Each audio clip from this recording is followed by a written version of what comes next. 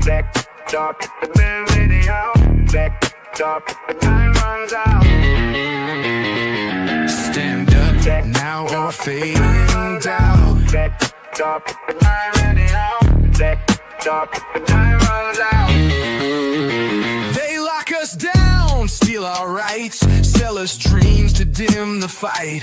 Tell us wait, just trust the plan, while they take more from our hands. But we ain't sleeping, we ain't blind. We see the games, we read the signs. No more silence, no more shame. Get mad, get loud, ignite the flame. Get mad, get loud. Shake the ground, wake up the crowd. No retreat, no backing down. This is our fight. This is our sound. TikTok, time runs out. TikTok, I'm ready out. TikTok, time runs out. They push us back, say stay in line. Spin their words, rewrite our minds.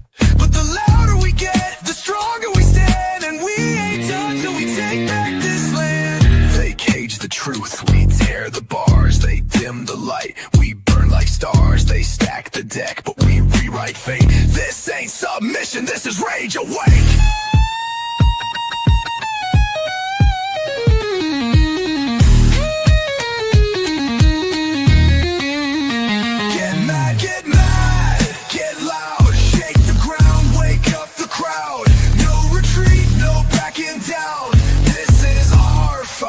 This is our sound. Break free, break through, tear the walls. No more sleep, we take it all. Time runs out. Time runs out. Get mad, no more challenge, no more doubt. More doubt.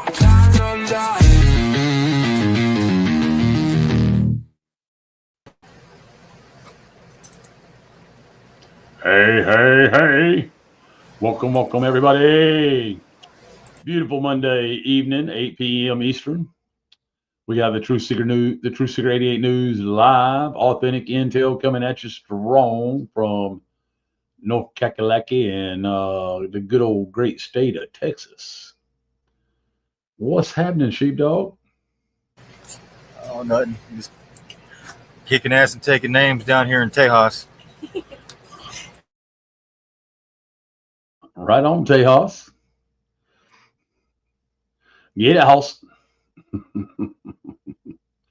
Kicking ass and taking names in Tejas, kicking ass and taking names in North Kakalaki. And we know that Mississippi Thunder is out there with us. Mississippi Clay Dirt walking, right? Rod and Dr. G went live at 8 p.m. the same time we're going live now. We may click over to them later on in the show. Who knows? We'll see. But as for now, we're getting people to just start jumping on. Little people had to rearrange or miss the first part of the show tonight because we reset the time. I do appreciate everybody's understanding and family thing that was going on here. Definitely ran over, and I'm grateful for being able to come on at 8.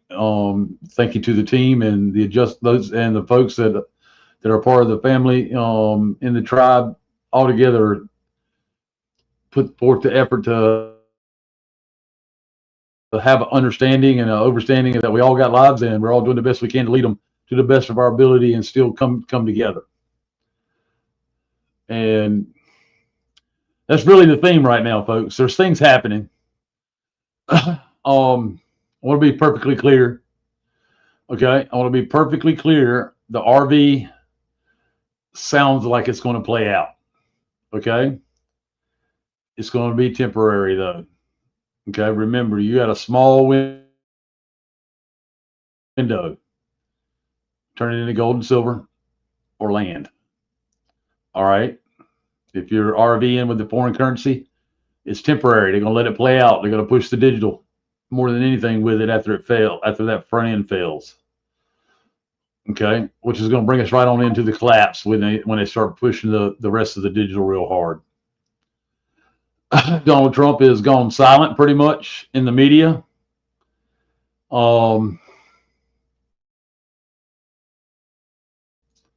outside of the shenanigans the political theater is putting on, right? Um, we're hearing things are happening in the background. We're starting to see more and more people like Chief Warhorse, who's been doing this for quite a while now, standing up for the people in West Florida, which is now known as the Mississippi, right? And we're starting to see evidence of real volcanic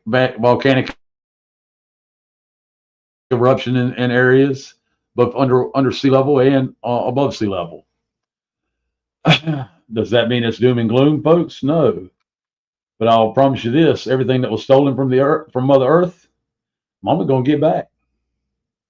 She's gonna get it back, one way or another, right?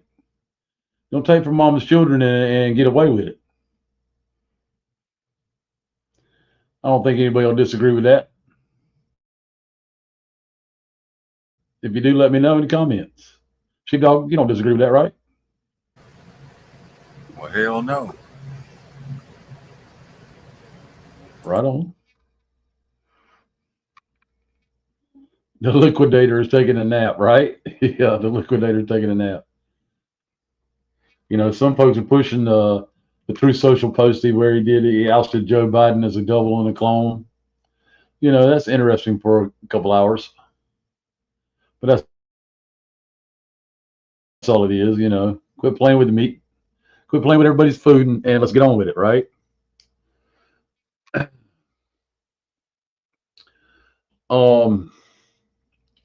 There's no doubt that the Donald Trumps we see on the scene now are not the Donald Trump that we thought would be, you know, the person in the leadership of all of this.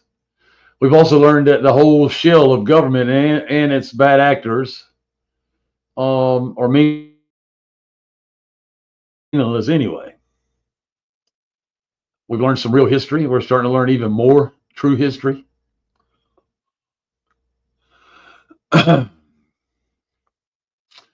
watched Chief Warhorse where she talks about the true history of Western Florida, which is went right on into the Caribbeans from what she was saying, and all she has all the old maps to prove it and to show it. We also have phenomenons happening, things popping out to sea already and being spotted. The same thing, you know, same thing going on in a lot of different places. We also have 10 tons of psyops being thrown at us every which way but Sunday. And the hard part is that unless you go within and you start getting some answers of your own from within. Yeah, there's a lot of CGI and AI going on. Absolutely, Johnny. I'm gonna play the shaman here in a minute. This 14-minute video the shaman does. He just destroys AI in his centralized setting. Go ahead, Chief. I seen a Kushner AI generated image last night. I seen CNN AI generated newscasters as well.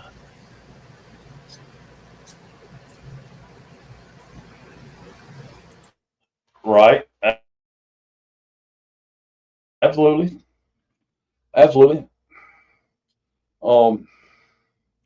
You're starting to see a lot of the movies in AI, done by AI. The last series in the Jumanji series was all AI. It was all computer generated. The whole movie. That's when they robbed the actors and actresses' names and used their namesake to perform the entertainment known as, you know, Jumanji. I think it's the final seed or the final draw or something like that.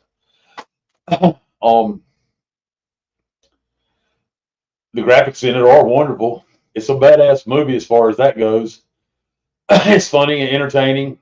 You know, if you like listening to Jack Black and Kevin Hart, you don't always have to take in where they may have come from and what they may have been part of. But you do have to get the message if there's a message for you to get. And I can't tell you that there's a movie out there right now that's not coming out that doesn't have a message in it, that doesn't have a hidden meaning.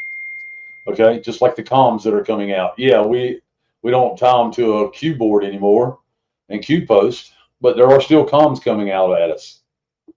We're seeing that the Aboriginal Indigenous are still speaking in code. And they're not trying to confuse anybody, folks. It's the end. It's the hardest part. The collapse, the total collapse of the financial system, the beast financial system, and the beast system of political regime, um, and all its think tanks. Right, the corporation. The corporation has yielded all the power because of the bankers, and the bankers have yielded all the power because of the religions. Right, and it all ties together.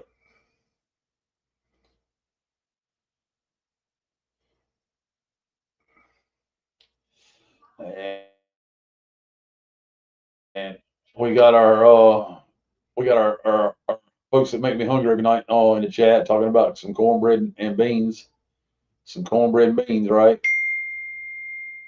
There we go. Mickey, I understand. I understand y'all can make black beans and rice real good too. Those folks from Louisiana, right? Is that true, Mickey? Black beans and rice.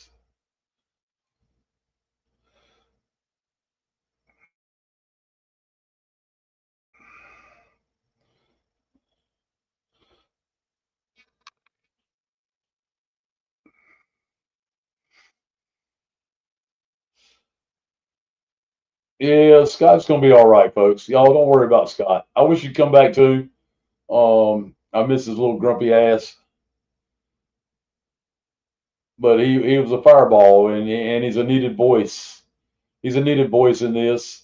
Man with a lot of intelligence and a lot of heart for the people. Didn't agree with everything, and that's okay.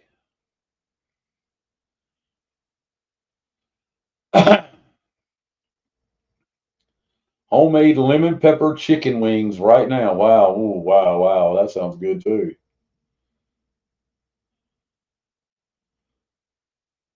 If you have foreign currency, you'll know when to redeem it and when to exchange it. Okay. All right. And where. All right.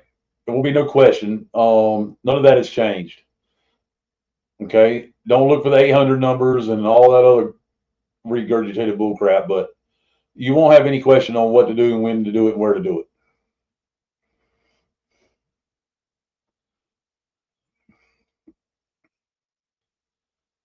Fried yellow squash tomorrow. Some black beans and rice, Mickey. I know you know how to make some good black beans and rice.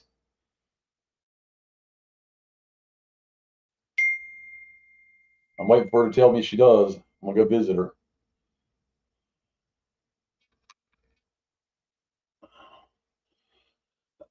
Enjoy T-ball, Arrivederci. Arrivederci. Enjoy T-ball tonight. Yep, definitely making us hungry, right? Who's got the black beans and rice? And we got to get a good jambalaya. Jambalaya. You know, the jambalaya's got good and bad in it, right? That's what Chief Warhorse said. You got to take the good and the bad. Don't mean you have to put up with the good. Don't mean you can't change it. That's the base. Just like everything else, there's good and bad in everything and everyone.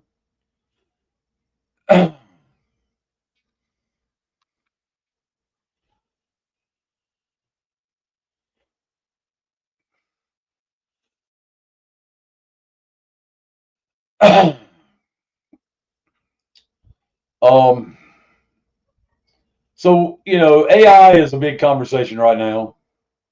The title of the video I'm going to share with you is the AI priesthood, a familiar tactic of control. It's the shaman from Middle Nation. Man, he can articulate and orate some great knowledge. Okay, some awesome knowledge, and he's blunt, straight to the point, and don't mince his words. You might get a little word salad, but I promise you it's mixed correctly.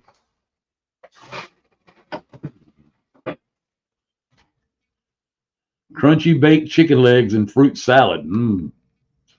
Mmm. Some of that summer fresh taste coming out. It's crawfish season right now. Oh, yeah, it is. It is definitely crawfish season. We love our crawfish here in the Penny household, too. I can remember the first time my 14-year-old son had them. Daddy, what do? How do I eat this? Of course, you got to suck the brains out, right?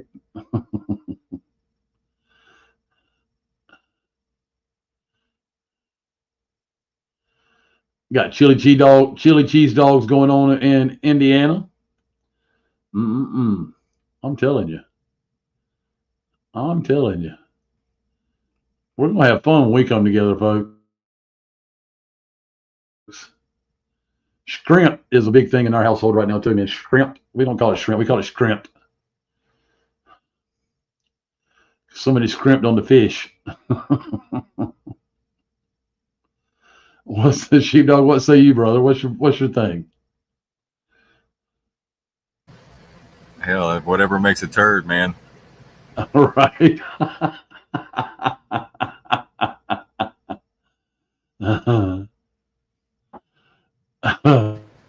Whatever, you know. I get right on, Deb. Love shrimp. We do a lot of magic with the crock pot. Right. Absolutely. I'm gonna tell you, it's been fun exploring different flavors now that my palate is open to, especially the more natural ingredients involved. I mean, you can do a lot with natural ingredients and get all kinds of different flavors. Like I'm gonna make a sometime this week. I'm gonna make a habanero pineapple hot sauce. That just sounds really good to me, and it looks so fresh. So I'm gonna make one sometime this week, and I'm gonna do something else too. I'm gonna make another kind of hot sauce too, but it's gonna be for the barbecue, right? Takes 7 days taste done on the barbecue sauce that I make for the our barbecue. 7 days. It takes a total of 21 days to make the sauce altogether. 7 days to start the base.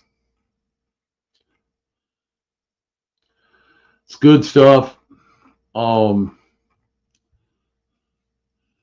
that I know more about stuff like turmeric and burdock root and the different teas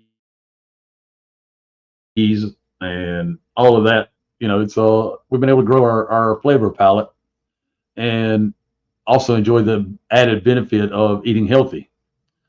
Yep. Ground mac and cheese. That's right. Ground beef, gourmet mac and cheese with beef on the side. Yeah, absolutely. Meatloaf and macaroni and cheese. What are you talking about? Oh, yeah, it's good with pulled pork.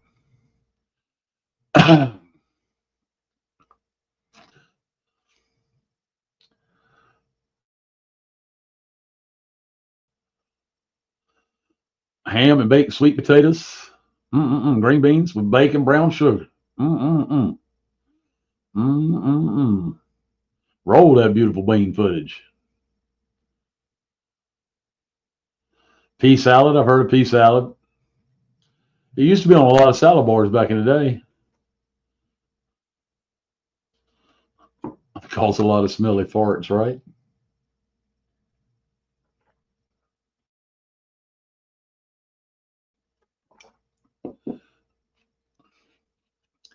Where's the party going to be, right? We're going to hopefully have our first party gathering somewhere in the center of the country.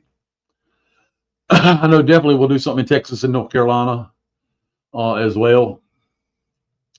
But we're going to give opportunity for all of us to get together in one way or another. And hopefully the one in the center of the country kind of brings us all together as we get to know one another even even more than we already do.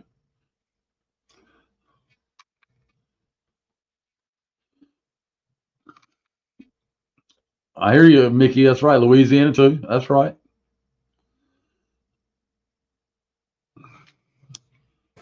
Yeah, that's my neighbors right here, Louisiana. That's right. Got them Tejas folks love some Louisiana folks.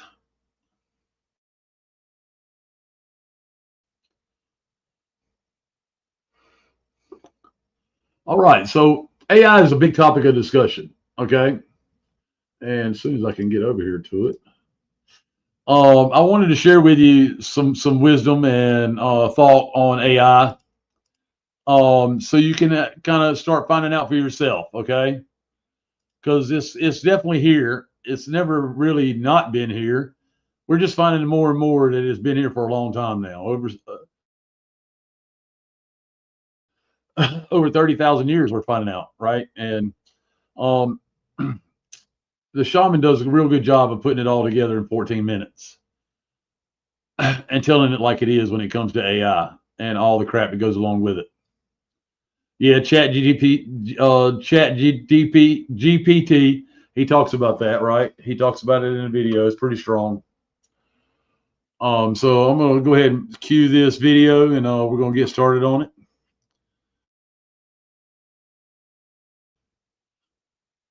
Pope Saladani. Uh-oh, somebody's singing Pope Saladani.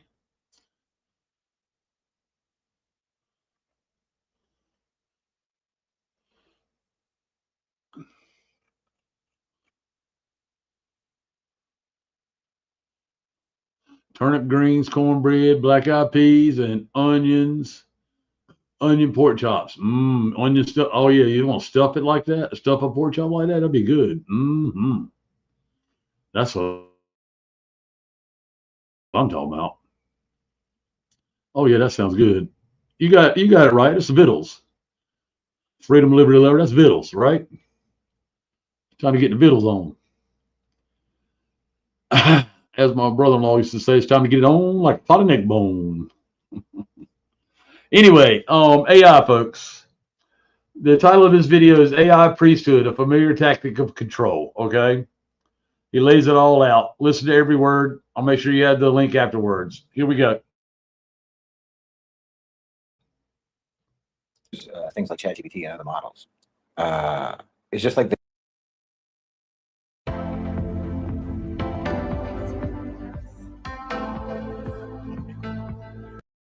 they're doing an elaborate selfie. You know, like those selfies of people you see online. These people who are literally looking in the mirror, looking at themselves, looking in the mirror on their phones, and that's their selfie. This is basically AI, ChatGPT, and so on. Because you're only talking to yourself. You know, your echo. You're talking to your echo when you talk to ChatGPT or something. It's like one big elaborate selfie. You want it to be a guru, and then it is the kind of guru that you want it to be, that you turn it into. Because it's trained to just mirror and just to accommodate and just to pander to whatever you want. It has no will of its own. It's literally just a reflection. But people are losing their minds over this. They're plummeting into the abyss of their own navels. You know, just like the story of Narcissus.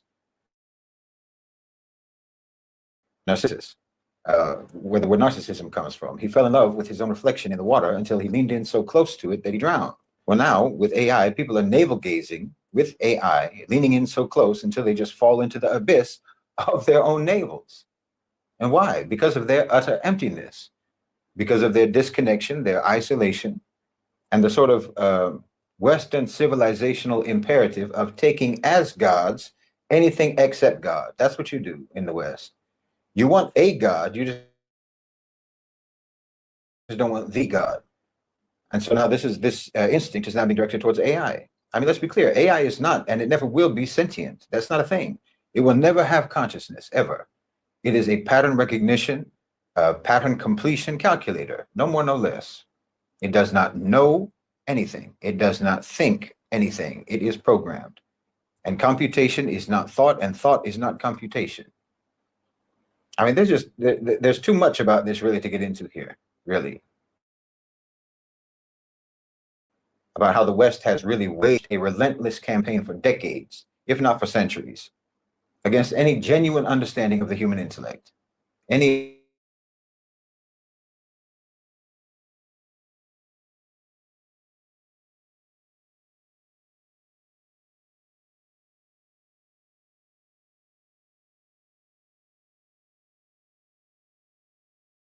can't tell the difference between a human being and artificial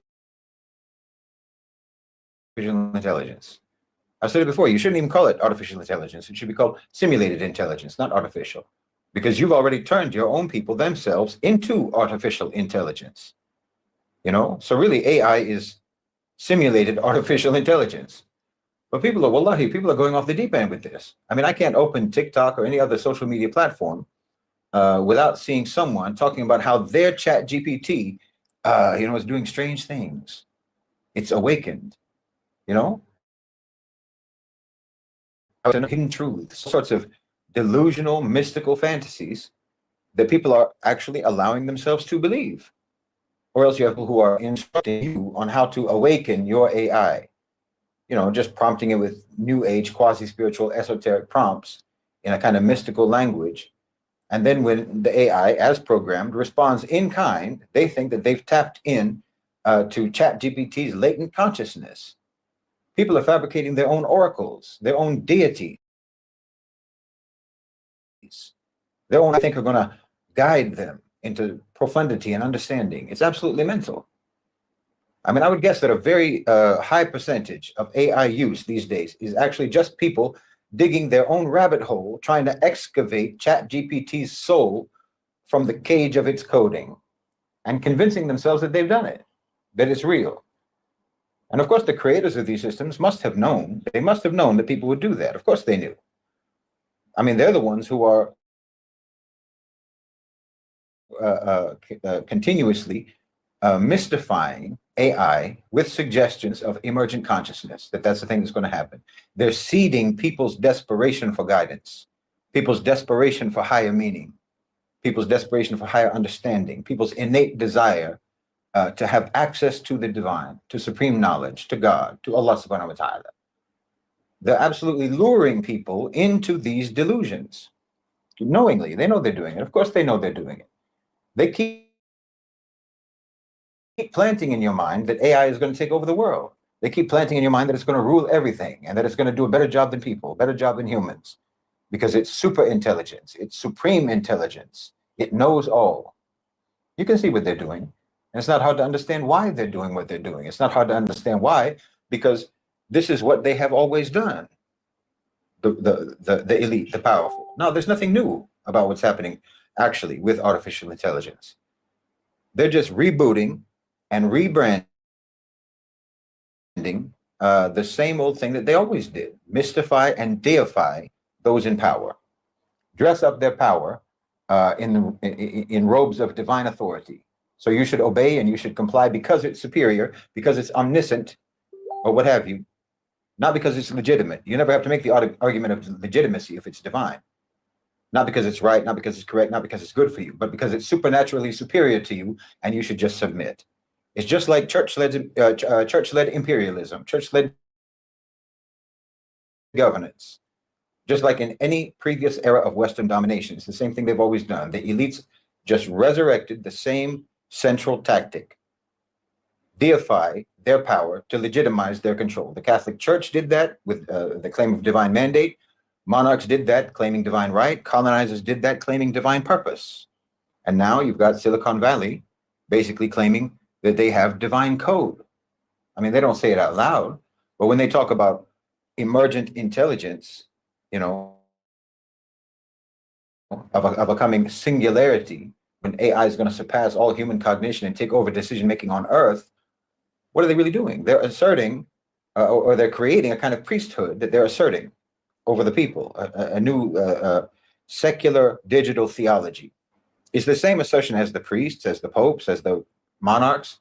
We're more divine than you, therefore we should rule. The mystification of all of this is in the language itself, just as the church used Latin to make that whole system opaque.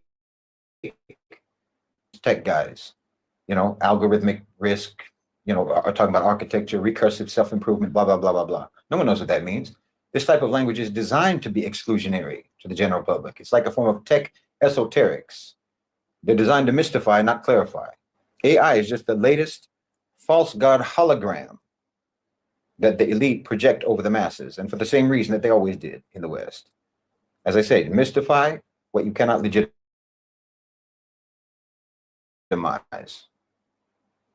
So you can disempower, distract, and derail the population, and in their awe and in their looping bewilderment and wonder, you can make them acquiescent. This I know, for AI told me so. AI is not alive. It has no awareness. It has no intent. It has no goal.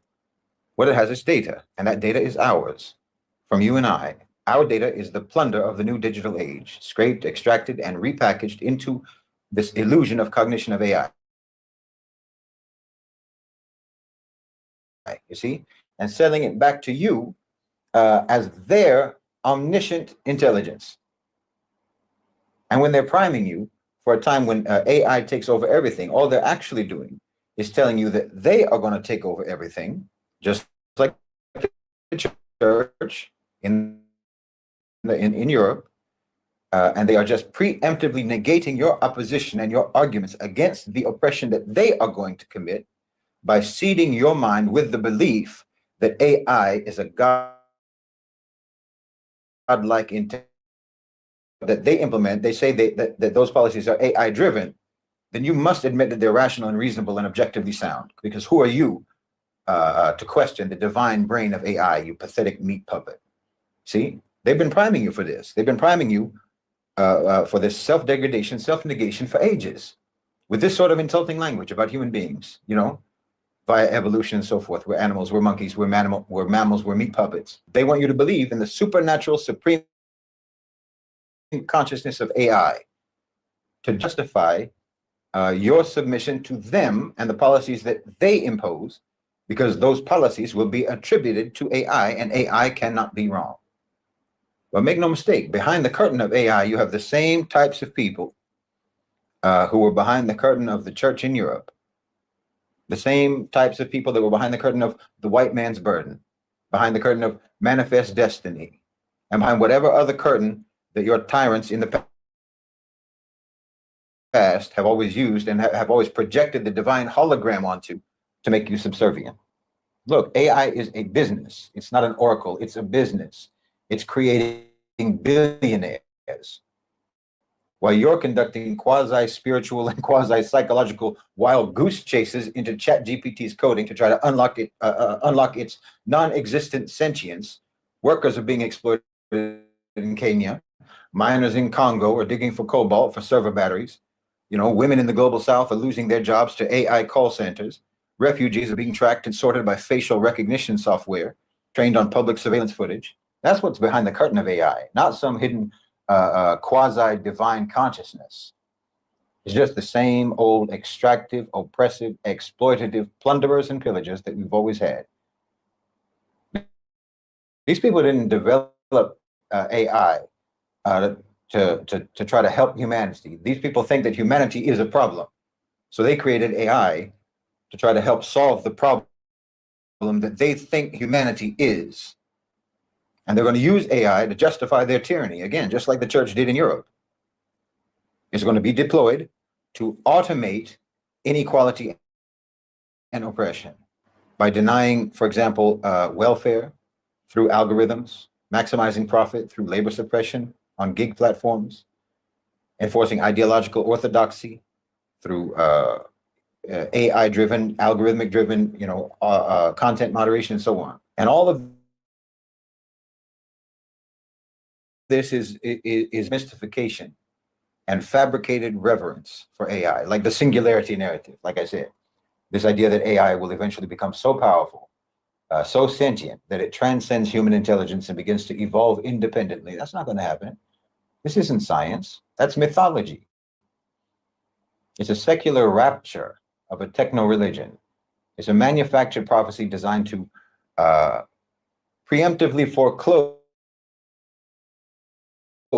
by convincing you from the beginning that dissent is futile. It's greedy little antisocial tech nerds wearing inflatable god costumes. Let's be clear, the real danger isn't in the code, it's in the class of people who control the code, who do the programming. The danger is in the false belief that the system is neutral and that it's smarter than us, that it deserves our trust, even though the owners and the creators of this have proven time and time again that they're not worthy of our trust. The AI priesthood wants to replace power accountability with technical inevitability. So the only rational thing for you to do is to submit. That's what they want you to think. That's complete rubbish. They want you to believe that they don't control what's coming, that AI is going to run its own course. But of course they control it. They fund it, they build it, they train it, they deploy it. But when the systems of oppression come, they want to be able to say it wasn't us, it was the AI. Like I said before, we've seen this. We've seen this already. It was the church claiming divine revelation. It was the monarch claiming divine right, divine mandate. Now it's the tech executives claiming access to divine knowledge. So now I'm not saying don't use AI, use it, that's fine. I'm not criticizing AI per se, but you have to break the myth that they're trying to spin. This is a pseudo religion that they're creating. And they're creating it for the same reason that false religions were always created, for control. Alhamdulillah, as Muslims, we can sniff this out instantly. But for a lot of Westerners, who've never been able to discern truth from falsehood, Westerners who can't tell the difference between divine revelation and human manipulation, you're going to fall headfirst into just another fake religion. So if we don't resist this mystification of AI from now, we're going to end up being ruled once again, not by reason, not by law, not by truth, but by yet another craven divine.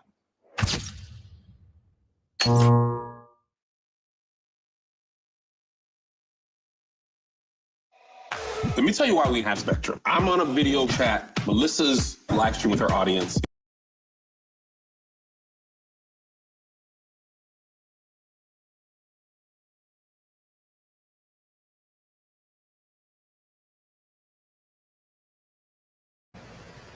You got that mute mic.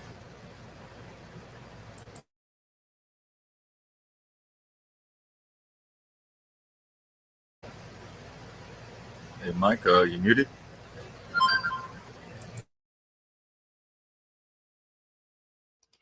Thank you, sir. Are Talking you praying away. to AI Jesus over there or what? Yeah, man, I'm talking to AI Jesus. He's sitting there next to me.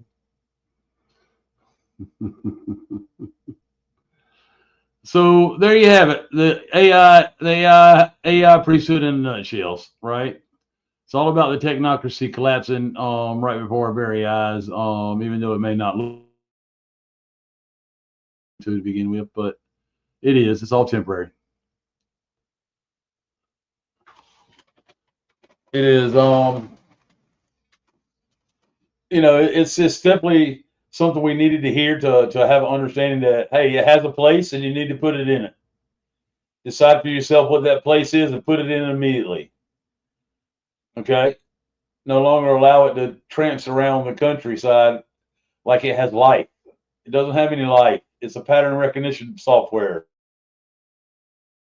It's a police state software. It's all kinds of. I mean, they can get any camera, any video camera hooked up to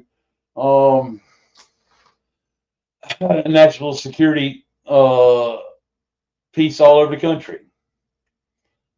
And terrorism is creeping back in as the conversation, right? Because 2001, right? 9/11. Folks, all that stuff is over with. Stop falling for the side. Maybe you should hear us out.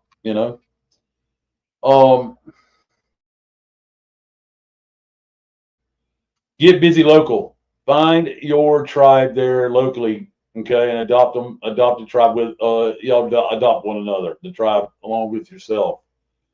And that's if you have nobody around you, or don't have any, or you do have somebody around you, but that's a good way to start. As I go through as I go to places throughout the day, I notice more and more people know more about the subject lines that we have talked about on the show than they did before. Not because they're all of a sudden watching our show. It's not that. That's not what I'm trying to say. What I'm trying to say is that we are. There's more of us out here that are awake and awakening than we think. We know our job is not to awaken anyone at this point. Our job is to what? Walk in sovereignty. Walk in truth. Go ahead, Sheepdog. Go ahead. What is our job to do? Be the light, be the lighthouse, so other people can find their way home that are lost out to sea. Yep. And Jesus, kick ass and chew bubble gum. right on. Don't leave it on the bedpost overnight.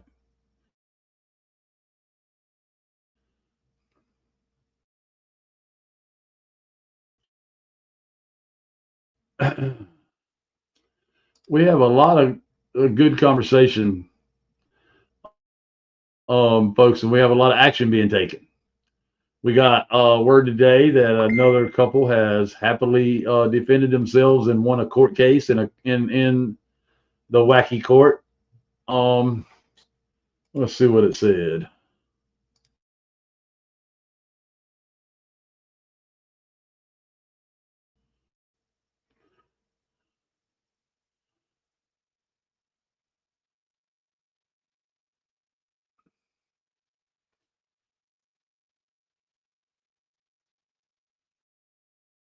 Okay, so it says, "Hello, Mrs. Sheepdog. I want to thank you and the whole team and Joe for giving us the information we need to fight this fraud that is happening because all of the help, because of all the help that I've received from your channel, from your family or tribe, I won a case through the court with a letter and the affidavit of truth without going to court. Just wanted to share and give thanks. I'm happy you are getting stronger."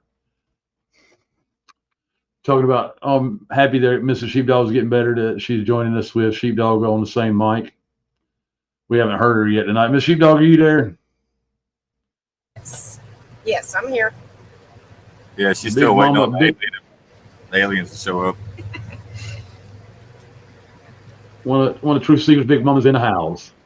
She's waiting on the aliens. Yeah. Wait for the. Lord have mercy. Get that woman something to eat. Right.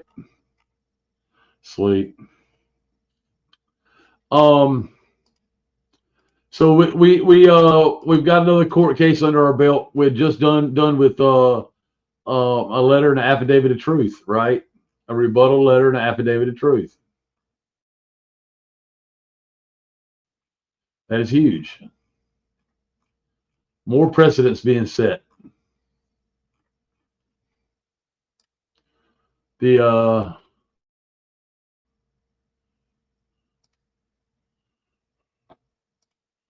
Yeah, all jokes aside, that's some good news, though.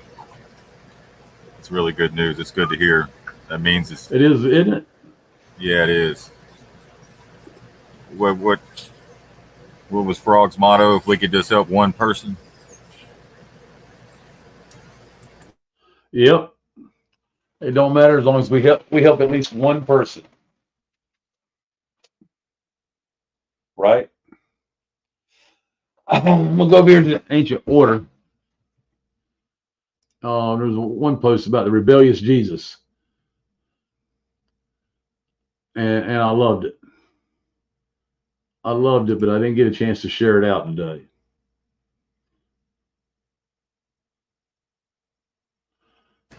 It makes it all worth it when you get, Of course, they posted the meme. They posted the meme recently again. Absolutely, it does, doesn't it, Sheepdog? Yeah, it does. It makes you feel good, and my wife always tears up every time she gets one of those messages.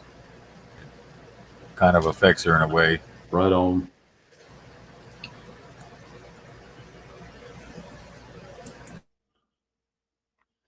Right on. Let me read to you the Rebel Christ. I'm right here with you, Miss Sheepdog. I teared up when I read it earlier today too.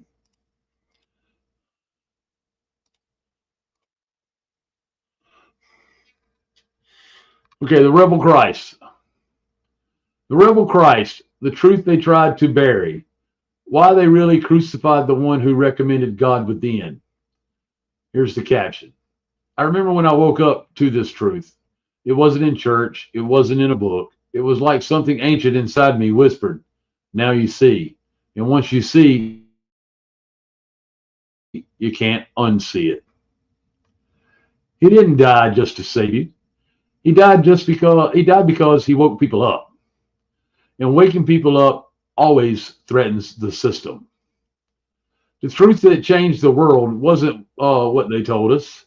Jesus didn't preach a religion. He lived a frequency, one that said, you are the light. You are the salt of the earth. The kingdom is within you. Love your enemies. Forgive without measure and fear not. He didn't build walls. He broke them down. He was trying to start Christianity. He was trying to help people remember the creator inside themselves. And that was the most dangerous thing he could have done. Why was he really crucified? Let's name it. He exposed the hypocrisy of the church. He outshined the rulers of the empire. He empowered the common soul. He forgave the prostitute and rejected. He dined with the rejected, not the elite. He healed on the Sabbath, not in the synagogue. His teachings were lightning in a world of rules. You don't need the temple. You don't need blood sacrifices. You don't need permission to speak to God. He turned people inward toward their own divine spark, and that's why they turned on him. The religious leaders feared losing their authority. Together, they crucified the one who freed the soul. Was he afraid? Did he comply? Yes, he was afraid. Yes, he was fully human. He wept in the garden. He asked for the cup to pass. But he also knew the mission wasn't over. It was only beginning. He didn't fight back with swords. He complied with truth on his tongue and love in his heart. He walked into the crucifixion and broke the illusion. They tried to silence him, but all they did was make his light louder. What was buried and what was meant to be remembered. They buried his body, but the truth, that can't be buried. It lives on in you. Your soul remembers the Christ code, the fierce compassion, the divine authority, the fearless. You don't need a title to heal. You don't need fear to be holy. He showed you how to embody God and not how to worship him from afar. Yes, the challenges religion bring, but it also awakens the spirit.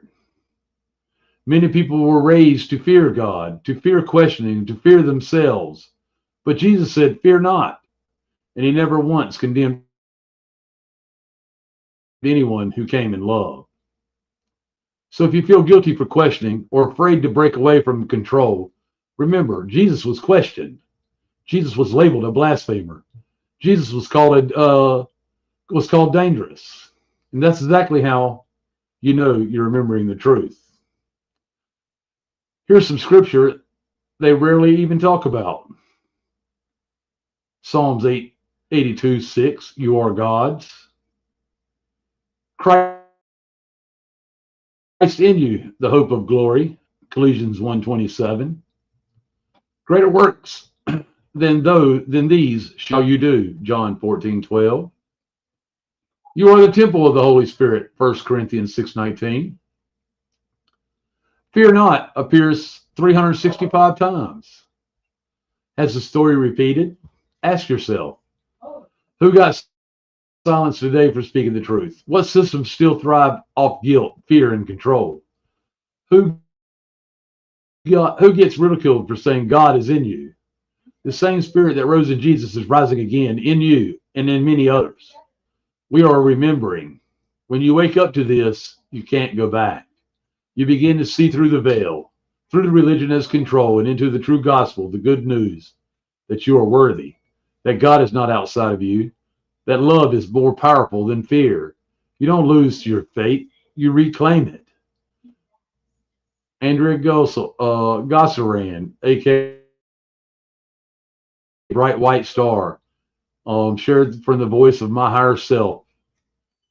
Okay, I guess the book was The Voice from My Higher Self, all right, by Andrea Gossaran, excuse me, Green. I thought that was pretty good reading, guys. I really like that. And it's definitely something that I can get along with. It resonates with me. From the very beginning, we've been we've been forthright in trying to discover Jesus and the real hope, and not continue on with the false hope, and that's caused us some friends, it's caused us some family, and it's caused us some loved ones. The thing is we didn't quit because Jesus wouldn't have quit. The thing is we can still come together with those people when it's time, because there is a time.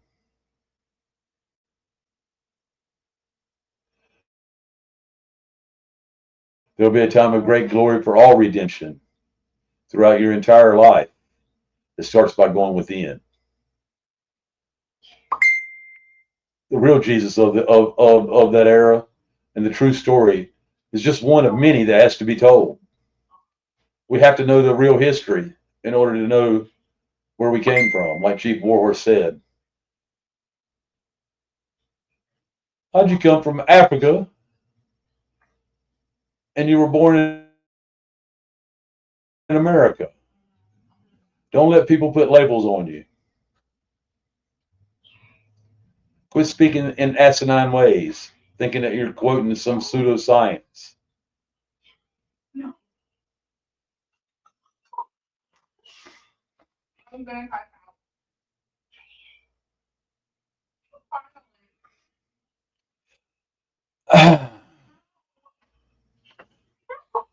Okay, so we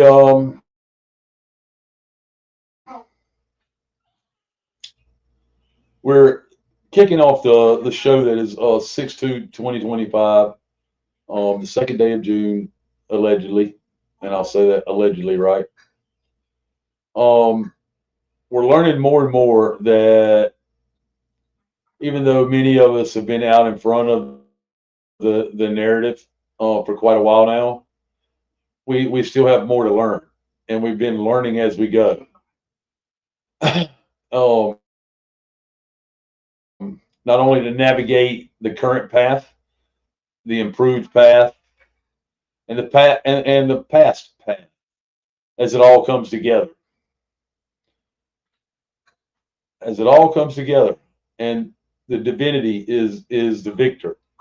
Something that we said 10 years ago would be the result. The ultimate result is we were victors. Okay, we are going to celebrate our victories. A lot of it has already happened. A lot of it is going to come about naturally, so that it appears to happen for those that it didn't happen for before. And each time the cycle continues through, we've learned that it's grown.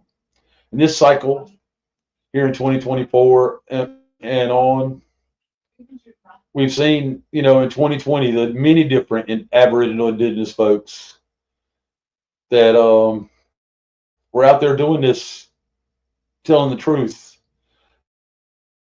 and sharing the true history and so on and so forth for many years. They've been made to be invisible.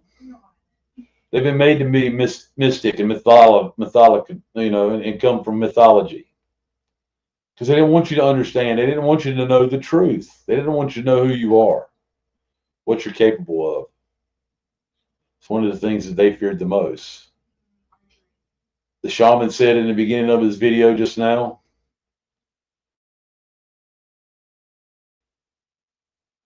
those people, they want a God, just not the real God, right? Get you some of that. Shots fired. Let's get it going on. Sheepdog, what you got today, bud? Yeah, they're trying to disconnect us from source, man, and they're trying to have us depend on something inauthentic, artificial. We're seeking the answers outside of ourselves, and they have a perfect trap for you. Not saying that like the shaman said, not saying that it can't be used for, good, but you can use it, but don't let it use you. Um, but right now we're going through a quantum shift in human consciousness right now. So, but I'm gonna go ahead and read a little piece right here I got talking about that, and then I'll get into some other things here in a second with the veterans here in Texas that are pretty much leading the way, showing us how it's done. And I'm pretty proud of these guys down here. And that's why I opened up with kicking ass and taking names down here in Texas, because we had the veterans stand up today. I'm going to go ahead and share here in a minute what that looks like, so that the people can see how how the people can make a difference when most people feel like all hope is lost and there's nothing you can do, when in reality there is. The power is inherent in the people. So don't ever forget that. And it's definitely not the politicians. They work for us. At least that's supposed to be the case. That hasn't been the case. They've been serving themselves and their own greedy ass needs. But a quantum shift in human consciousness and the great work is required for humanity to become free of its self-imposed state of slavery. A quantum shift in human consciousness and the great work is required for humanity to become free of its self-imposed state of slavery. Unfortunately, this great change is not an automatic process, nor is it guaranteed to happen at all. Anybody who thinks that that is the case is very naive, overly positive, and in some form of right brain imbalance. Whether or not this shift will occur mainly relies on the human will to learn the truth and to teach it to others. This involves enormous effort, dedication, and persistence. Like Mike said, we're not giving up. We're not quitting. We cannot give up. There is a saying in alchemy that has been referred to as the catchphrase of the alchemical tradition. The saying goes, labor et constina, which means work and consistency. Constant effort is going to be required to get this boulder up the mountain. And in the condition in which humanity finds itself today, it will most likely go kicking and screaming. Teaching natural law to others is not an easy task. It usually isn't fun, and we're definitely not going to get it done in a day. Therefore, we are going to have to continually work hard on this matter, or the quantum shifts simply will not happen at all. The word quantum is derived from the same Latin noun quantum, which means amount. In order to tip the scales of truth and justice back into balance, a certain amount of people actually need to be doing the great work of helping other people to receive this knowledge of natural law. Simply put, higher amounts of people are required. Individual behavior choices are either based in harmony or in opposition to natural law. Combined in energy and effect, and in the aggregate influence the quality of the manifested shared human experience, we collectively create our shared experience. This dynamic acts as a perfect expression of the principle of correspondence. As above, so below. As below, so above. Decisively contrary to the New Age view, in order for a quantum shift to happen, once again, higher numbers are required. The great work can only be performed after one has already realized the truth regarding natural law and brought oneself, one's own actions, into alignment with it. From that moment on, the teaching of the great work can begin, because once that has been done, there's no more internal contradiction or opposition within that person. From there on out, you can legitimately start teaching it to other people, because you know it deeply enough and have truly aligned your behavior to it. The great work is what comes next. In short, what the great work comes down to is to get people to abandon their false religions, the false and dogmatic beliefs which hold back the progress of consciousness by impeding the repetition by impeding the reception of knowledge of natural law. To know freedom is to know nature. Living in harmony with nature leads to peace, prosperity, knowledge, truth, action, and freedom. Nature reflects the order of the universe.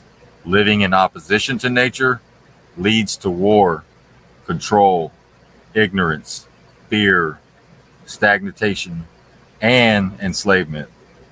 And that's from the great work from WordPress, thegreatwork.wordpress.com. Quantum shift in human consciousness and the great work is required for humanity to become free of itself imposed state of slavery. So we're going to get into the good news here in Texas today. I got nothing but good news tonight, which is all I really want to share. But we had to go through some rough spots there over the last few years, sharing things, especially over the last few months. But you get the negative and the positive with moving forward. So you just got to be able to handle both. And it's all about balance. You're going to have good days and you're going to have bad. I mean, we all want to have nothing but good days, but we got work. But we got work to do. So,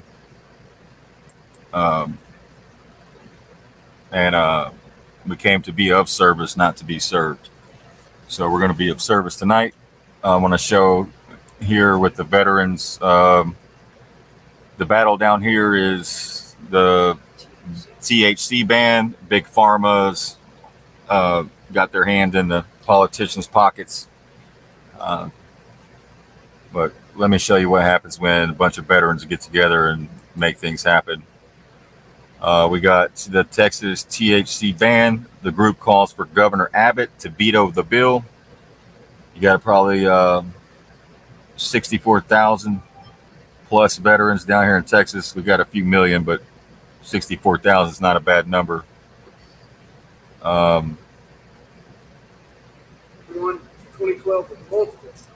might pause it here in between the comment. Let me turn it up. It's turned up. Make sure caption's on.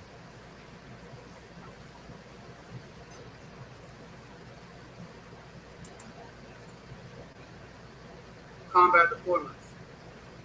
I serve today, as Mitch said, as the Texas VFW State Senior Vice Commander, representing over 64,000 veterans in Texas. And I'm here today with one simple message. Governor Abbott, please veto Senate Bill 3. Let me tell you why. Like so many of my fellow veterans, I didn't come home whole. I lived with chronic pain, I lived with PTSD, and I live with the memories that will never leave. I live with the scars you can see and the ones you can't. And like thousands of us, I went through the government's solution, a never-ending parade of pills, Vicodin, Valium, Tramadol, Neurontin, antidepressants, sleeping pills. The list goes on and on. Those drugs nearly destroyed me. My wife once went to the store, came home with a friend, only to find me 2 blocks from my house, standing on the sidewalk, holding my cane at the low ready like a rifle, completely lost in a fog due to prescription drugs. I didn't know who I was. I didn't know where I was. All this was at a time where I could barely walk. Now, the good news, I was moving so slow, I didn't make it that far. I was only 2 blocks from the house. But let's be honest. That's not funny. That's terrifying. That was the moment I realized the so-called solution the government gave me was killing me slowly. This right here, legal hemp-derived consumable THC gummies, brought me back. One man, a Coast Guard veteran, started a company that saved my life and the life of thousands of other veterans in Texas and across the country. I'm not going to call him out by name, but he's here today and he knows who he is. These gummies are clearly labeled right there on the back. Safe, regulated, and effective. Since 2018, I haven't touched a single opioid or any of the other drugs that I mentioned above. I've rebuilt my life. I've become a better leader, a better husband, a better father, and ultimately a better man. But now Senate Bill 3 wants to turn this into contraband. It wants to turn me and thousands of other veterans into criminals for choosing an alternative that works for us. And if that hypocrisy wasn't bad enough, let's talk about the false narrative these politicians are spinning. We've seen Lieutenant Governor Patrick and them stand up and paint this as a fight to protect children, but that is not the truth.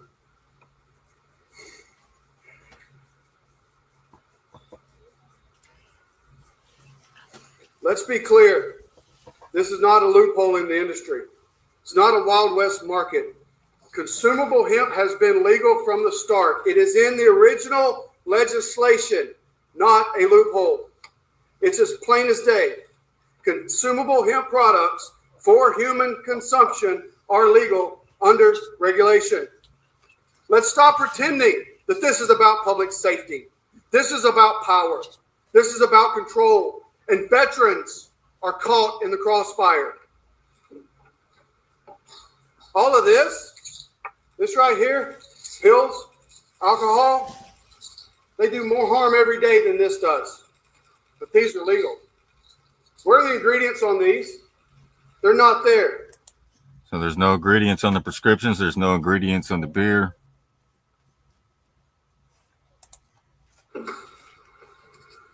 Let's talk about who's pushing this. Governor Patrick stood in front of cameras and fed the public fear and fiction.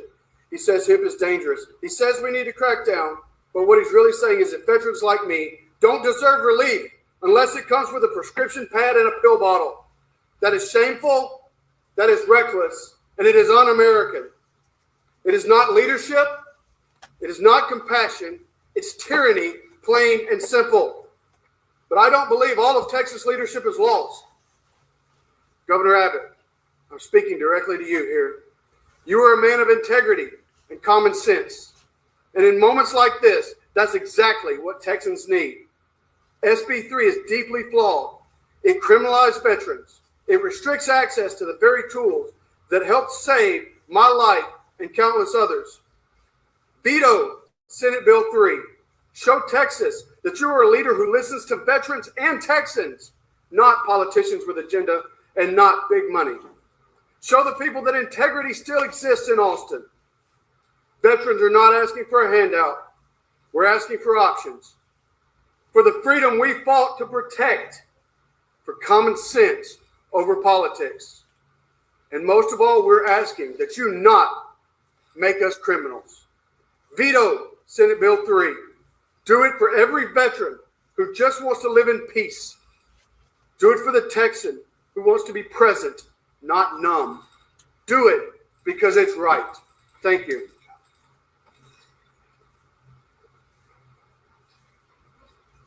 Thanks, Dave. So that concludes the prepared remarks by the speakers, and we'll be happy to answer any questions that you may have at this time.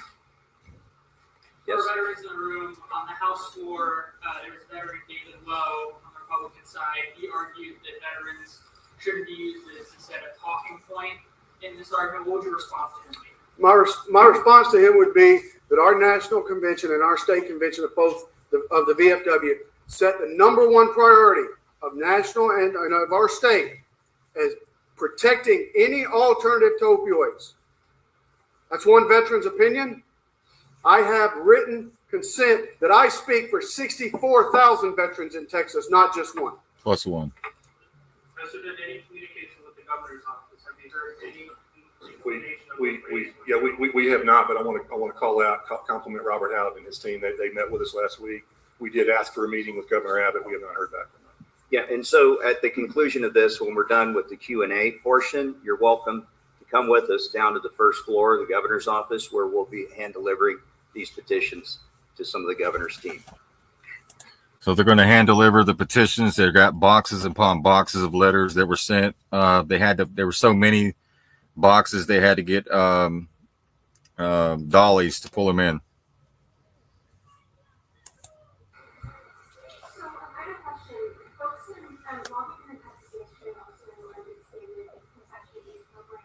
And they pointed to that as an alternative for folks if these THC products, the ban is signed into law. Can you respond to that? Is that enough to meet the folks? Go ahead. So let me respond just from the veteran standpoint, if you will. Let me find my little baggie here. This right here is 5 times less than what teacup is in its current state. For a veteran that lives on disability, I explored teacup. I did my own research. $500 a month is what it cost me versus $90 in gummies. A veteran that lives on VA disability and makes a couple grand a month and that's all the income they have, how can they afford it? So yes, it's out there, but it's not easily accessible. It's not easily affordable or any of those options either. We supported that. We supported that bill. We supported the expansion of it. That's one alternative modality as well. But let me piggyback. Let me answer the question this way and fill you in on the sausage making the last 2 weeks. They didn't really want to do that. So 2 weeks ago on Memorial Day weekend, in the Senate State Affairs Committee with House Bill 46, they stripped out everything that was in the original House Bill 46. Over the Memorial Day weekend, a sacred weekend for us in our community. And we didn't know until literally yesterday what that was going to look like. So we commend the members of the conferees, the committee, particularly the House of Representatives. And I will tell you this, I want to thank Speaker Verse and the House of Representatives, because when we do our scorecard at the end of the session on which chamber supports veterans more, it's this side of the Capitol. Because there is a lot of good legislation that's gotten through the last 2 sessions in the House that the Senate didn't take up. But again, we support that, but it's going to take time to implement those changes. There's language in there about you got to have certain licensees by a certain date, and they have 2 years to sell the product. It's going to take a while to ramp this up. So in the meantime, you're going to take away potentially something from us that works right now that will be illegal on September 1st. You mentioned the original text of the bill that was authored by Senator Perry and pushed forward by Dan Patrick. You go back to the original clip when they passed it in 2019, both seemed very complimentary when they passed it and seemed to know what they were getting into. What do you think changed their tune? Who wants to take that one? Let the industry take that one. Yeah, so I would have to say that other entrenched interests, perhaps adult consumables of other varieties, took note of the rapid growth of our industry and looked at it cynically and didn't want us to participate in providing relief and giving people wellness alternatives.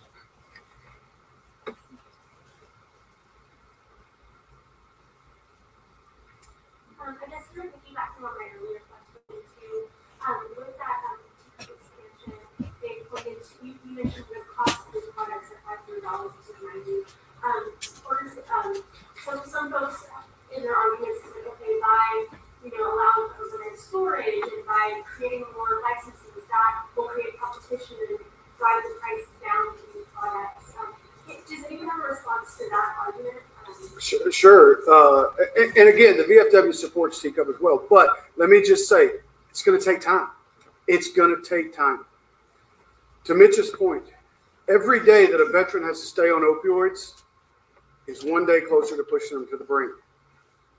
I was so scared over Memorial Day weekend because of the verbiage in there about going on to opioids. You heard my story. Were they going to force me back onto opioids was my question, right? I wasn't going to do it. So what was that going to leave me? So yes, to your point, teacup expansion, we support it, but it's going to take too long. We're going to hold them to it too. Hi, I just wanted to address a couple of things that were brought up just now. Mitch referenced the shenanigans that happened the past couple of weeks that got HB 46 passed. But let's talk about what happened during SB 3. SB 3 was used as a cudgel for people. So the lieutenant governor held funding for children. They held funding for children hostage. They held veterans hostage and beat legislators over the head until they passed SB 3. That is not good policy. That is straight up politics and power. The teacup program can be what it is, but I will tell you, for those of you who don't know, Texas has a very limited medical marijuana program. And even with this expansion, you have right now one company that has 70% of the market that employs 20 or 30 people versus 53,000 people that will be put out of business. This is an example of the government picking winners and losers in business. This is an example of a state-sponsored monopoly, because that is what it is. The state decides who can compete in the teacup program and who cannot. Hemp is a direct competitor. It is a federally legal product that competes with federally illegal marijuana in this state. And that seems to be getting passed over. So Senator Perry, Charles Perry, Lieutenant Governor, are pushing state-controlled monopolies of federally illegal substances over a vibrant 6-year legitimate industry signed into law by President Trump in 2018 and then legalized and regulated in Texas by them in 2019. Question for any of the industry leaders up here. We're coming up, if this is signed into law, I know right now the peace efforts in full force, but September 1st is rapidly approaching. How are companies preparing for that shift if it should go through? I think companies are looking at their options. They're exploring what they can do and what they can't do. I do know that many companies will move out of this state. That is not a free state. It is not a business-friendly state if this goes through. And if they move out, I will help them pack their trucks. Hey, Colton, maybe you could speak to the implications for farmers.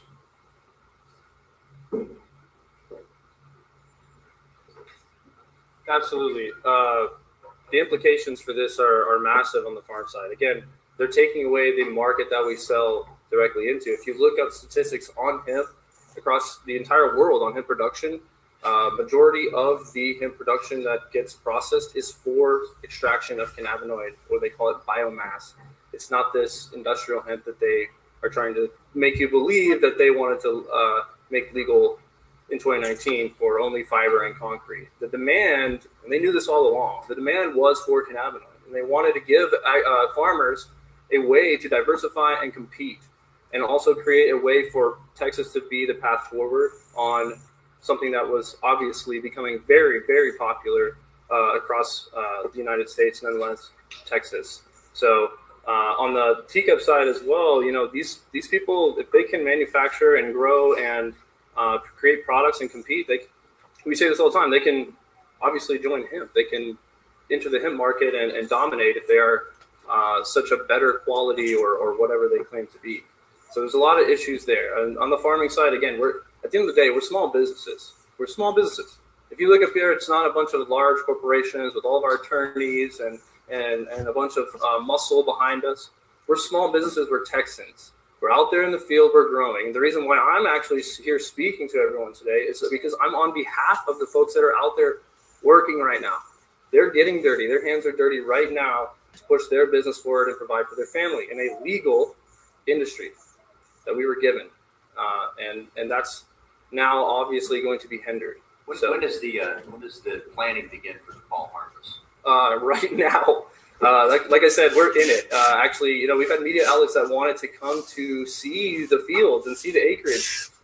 It's just plowed field right now, and there's a lot of people that are planning, of course, but we're also watching this bill to see what happens. Again, there's a lot of farmers were already hesitant when you have the hemp conversation, and now that you have this rhetoric that it's going to be a felony or that, you know, it's killing people when it's not true, it definitely has farmers pumping the brakes and rethinking things, or again thinking of a move.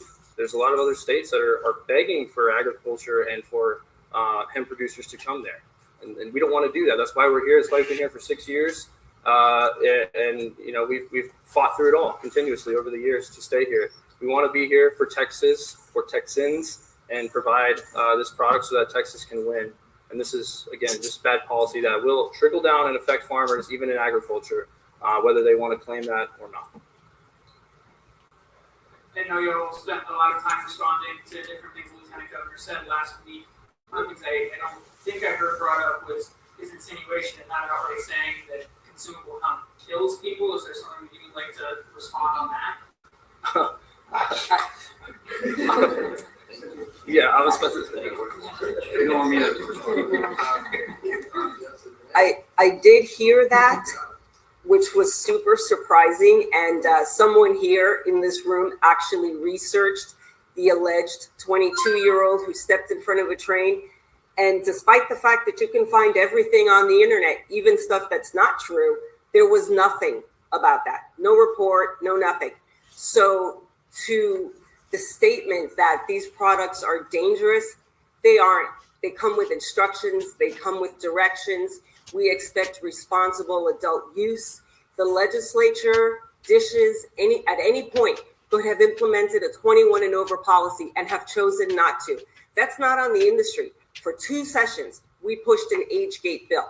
And for 2 sessions, it was rejected in favor of trying to destroy a homegrown industry.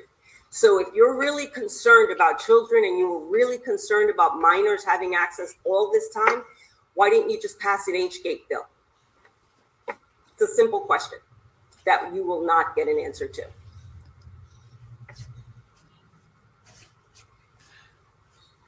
Any more questions?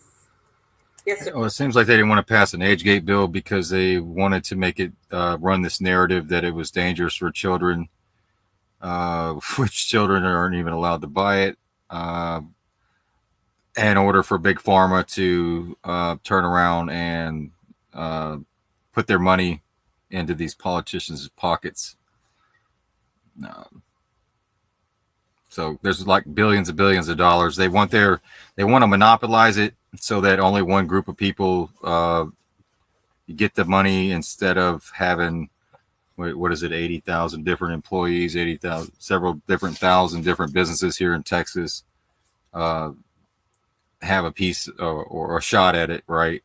They want to monopolize. Yeah, they want to monopolize it. Through the teacup. Through the teacup. The teacup only has 40, 50 employees, mm-hmm. which wouldn't serve Texas at all. It would be pretty much hard to get, wouldn't it?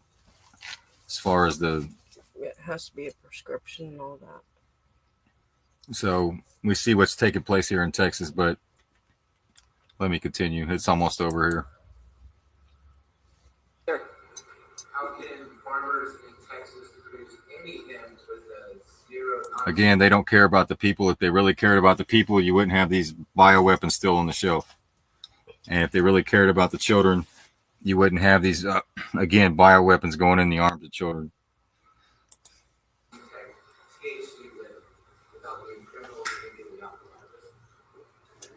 This entire bill, Senate Bill 3, is designed to destroy an industry. It's not designed with logic or rationale in mind. It's not designed with solutions. So the focus or the intent was to create destruction and chaos, and that's what they've achieved. And misinformation. Tell me how many licenses they're expanding and what is the price for the licenses for the teacup? Here's what's interesting is that I can't actually, I think it's expanded to 12 licenses. I can't tell you what it costs. 18 licenses? I don't know. 15. Total 15. Okay, over the course of a couple of years. What I can tell you is that hemp licenses are run by dishes. They are handed out by dishes. What I can tell you is that no one in the hemp space, none of the 53,000 employees, none of the thousands of businesses have ever said, don't expand teacup. Not one person who supports the hemp industry has said, disadvantage the medical marijuana program. But the medical marijuana program, its task force, its participants, the sellers of medical marijuana have actively lobbied to shut down the hemp industry. So I can't answer your question because I'm not all up in their business the way they are in ours.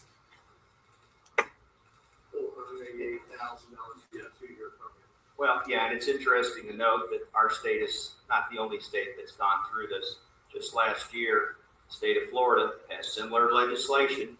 Governor DeSantis had to come to the rescue and kill it, recognizing small business to be the backbone of the economy. There you go. Small business. Yes, ma'am. Small business is the backbone of the economy.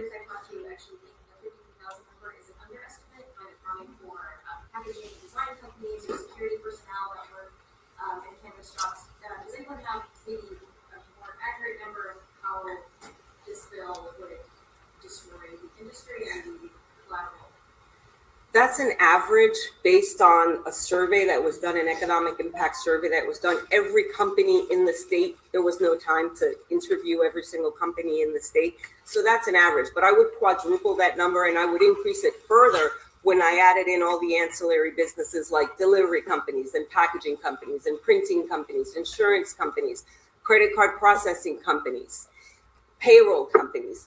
So there are a lot of businesses that will be affected adversely by this. There will be a cascading ripple effect. Retailers will close their doors. Distributors will close their doors. Small businesses like the ones I mentioned just now will also close their doors. There will be a cascading effect when people can't pay their mortgages. The state will start paying out tens of thousands of unemployment claims because the state put them out of business. So they should pay for them, which is why we asked Governor Abbott to veto this. The impact of it, it's like throwing a pebble into a lake, watching the ripples go out. The unintended consequences or the intended consequence of shutting down an industry and seeing, but the actuality of what will happen, the businesses that will close down, the devastation, the loss. We're talking, I mean, let's go back to the veterans. I'm not a veteran. I support veterans. I'm grateful to them for their service. The idea that someone committed suicide on the same day they were debating taking these products away from everyone, including veterans, is disgusting. It's heartbreaking and it's appalling that anyone even proceeded with this. So to your answer, there are a lot of other companies, people, and industries that will be impacted by this. Thanks, Cynthia. We probably have time for just one more quick question. Then we have to clear the room in anticipation of the House meeting on the floor. So if there's maybe one more question, happy to deal with it at this time. I'm assuming to the proximity that you might see Omar Absolutely. I mean, that's the best case scenario. We also have cartels looking for, the other legal states picking up this demand would be the best case scenario, because the worst case would be cartels, the black market, illicit drug dealers. Those people do not check IDs. They do not test products.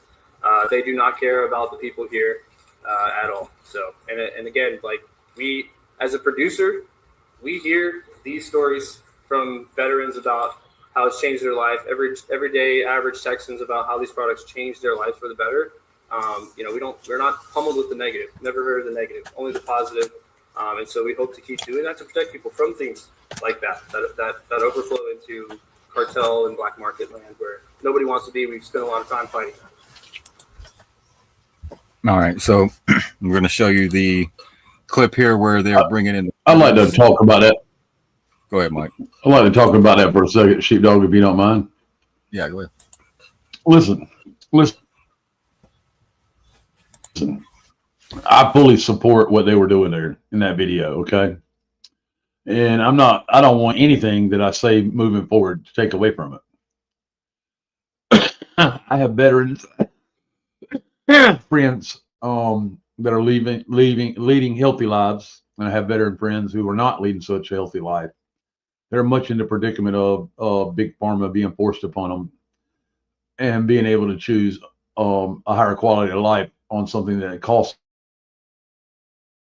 less and is actually better for them. What I have to tell, and what we should all be asking each other, is why do we allow for this knowledge to be put out and not us be doing something about it besides the thousands of people in Texas that were doing something about it and the vets themselves. Yeah, they went and they fought the wars, and they served in the military. Choice, the greatest sacrifice of life for freedom. Despite all the shit that goes along with it, those choices were made. We got to stand with these people, with these vets, folks. Why the fuck do they have to even have a hearing on it? Why, or is not the whole state of Texas and any other state where it's going on at sitting on the doorstep of the governor's mansion, wanting to know how much longer we think they're going to let them play games with people they think they own? They don't own these people. Stop letting them rule over these people like that. That better just wanted to live a normal life, be a happy father, be a loving father, be a family man, despite the trauma that he went through, that he has to carry the rest of his life for the choice that he made for freedom. And we're going to fucking have to sit and watch more of this bullshit with these fucking corrupt, tyrannic, evil bastards over these people? Fuck no. It's time to stop. I need to stop before I get carried away. I'm pissed. That shit just fucking pisses me off, Steve Dog. Well, it's gonna get worse if if he doesn't veto it. There's gonna be all kinds of shit hell breaking loose. But you're right. But it's not just for the veterans; it's also for the Texans and as well. Average everyday people that just want to get off those big pharma pills. The pain pills and stuff like that, have an alternative much safer for you. And I think what we can all do is, if you're on those kind of pills, is everyone do your best to quit. That'd be the best way to hurt them, if we could just all walk away from it and find alternatives in the herbal medication part of the field, whether it be THC or any other herb that Mother Nature has for us to consume. Just like the Kratom bill. That was passed here in Texas to ban it. It went through the House and the Senate. And then they announced that it's dead. The bill was dead in the water. So it never, I don't know what happened exactly, but they won that one. So hopefully the same thing will happen with the THC. Yeah, so this is a synthetic battle versus non. It looks like they won. Mm-hmm. Yeah. So we're talking about synthetic and non-synthetic versus natural, which comes from the earth, and that's this again. It's attack on Mother Nature and what God had placed here for us to heal our bodies. But they want to say that these. I'm telling you. They want to say that these gummies kill people and stuff like that, but then they don't want to put on the media how many people died from the damn bioweapon. They don't want to put on the media how many people die a year of the opioids. Well, they never bring any. Let me tell you about killing people. Opioids, how they've used opioids to kill people. Okay, 17 years old, up and coming race car driver. Very mature for his age, well liked at school, all around good young man who just wanted to live a good life. Got pressured into opioids by Big Pharma because of a hunting accident. Had no inclination whatsoever that he was struggling. Takes off from home Tuesday afternoon, on a Tuesday afternoon to go buy ice cream for him and his friends. He decides to plow himself into a tree and commit suicide. There's no fucking way we got to let this continue. It's not going to fucking happen.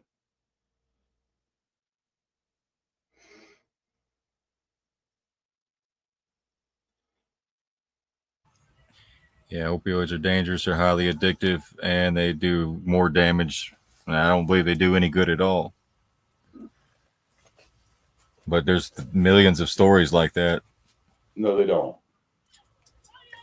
It's hard to stop taking them. Yes, and that's one that's here in our backyard. One of our best friend's son or grandson. Happened right here in our backyard. Dog.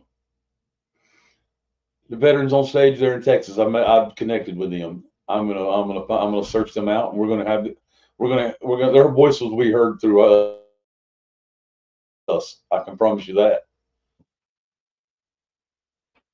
This is some nasty shit that we keep allowing. And, we want to whine and cry because we don't have control of the military. Yes, we do.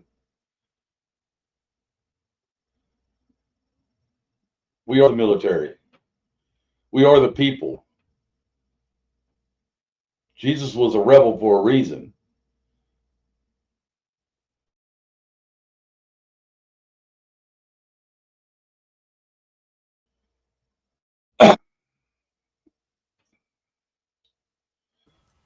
Yep. And I just wanted to show that as an example of what you can do when you come together, especially when you got 64,000 plus veterans fighting for the rest of the state, not only for themselves, but the small businesses and then their fellow man and woman in Texas and hopefully nationwide. Really, I hope everybody can see what it, as an example of the power that we do have when we use our voices and come together against this tyranny that's taking place.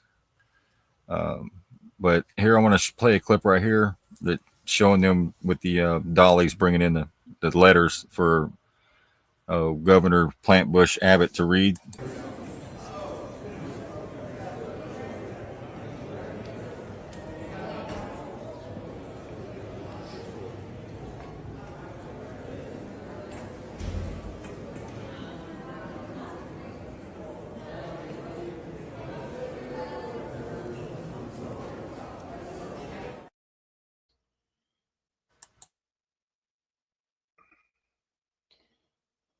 That's good stuff right there. Thousands upon thousands of letters there for the people. Plus, there was online petitions as well. Yeah. Yeah, I got a nice little Bowie knife. I love to pin one on Abbott's lapel with.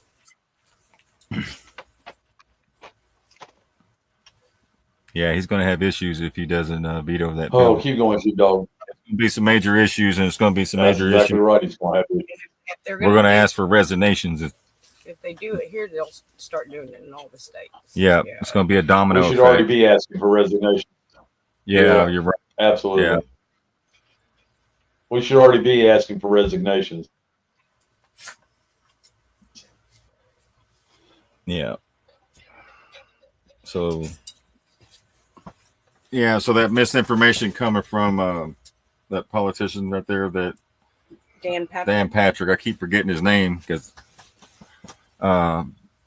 having his neighbor being Mr. Big Pharma doctor living right next door to him that brought this bill to him.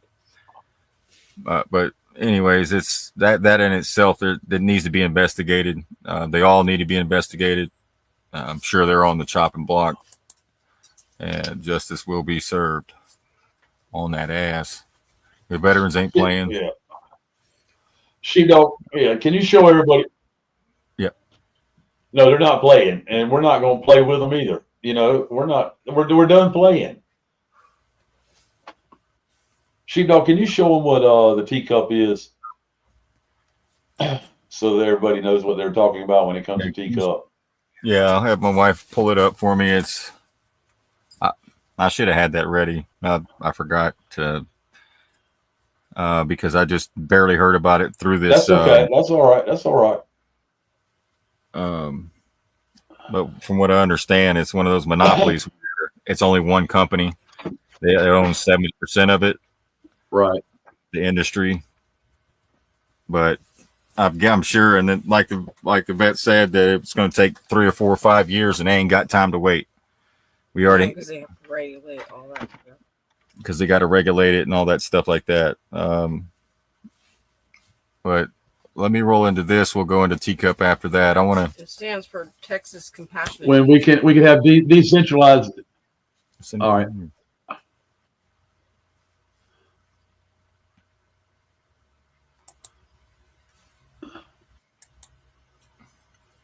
Right here. Let me pull it up.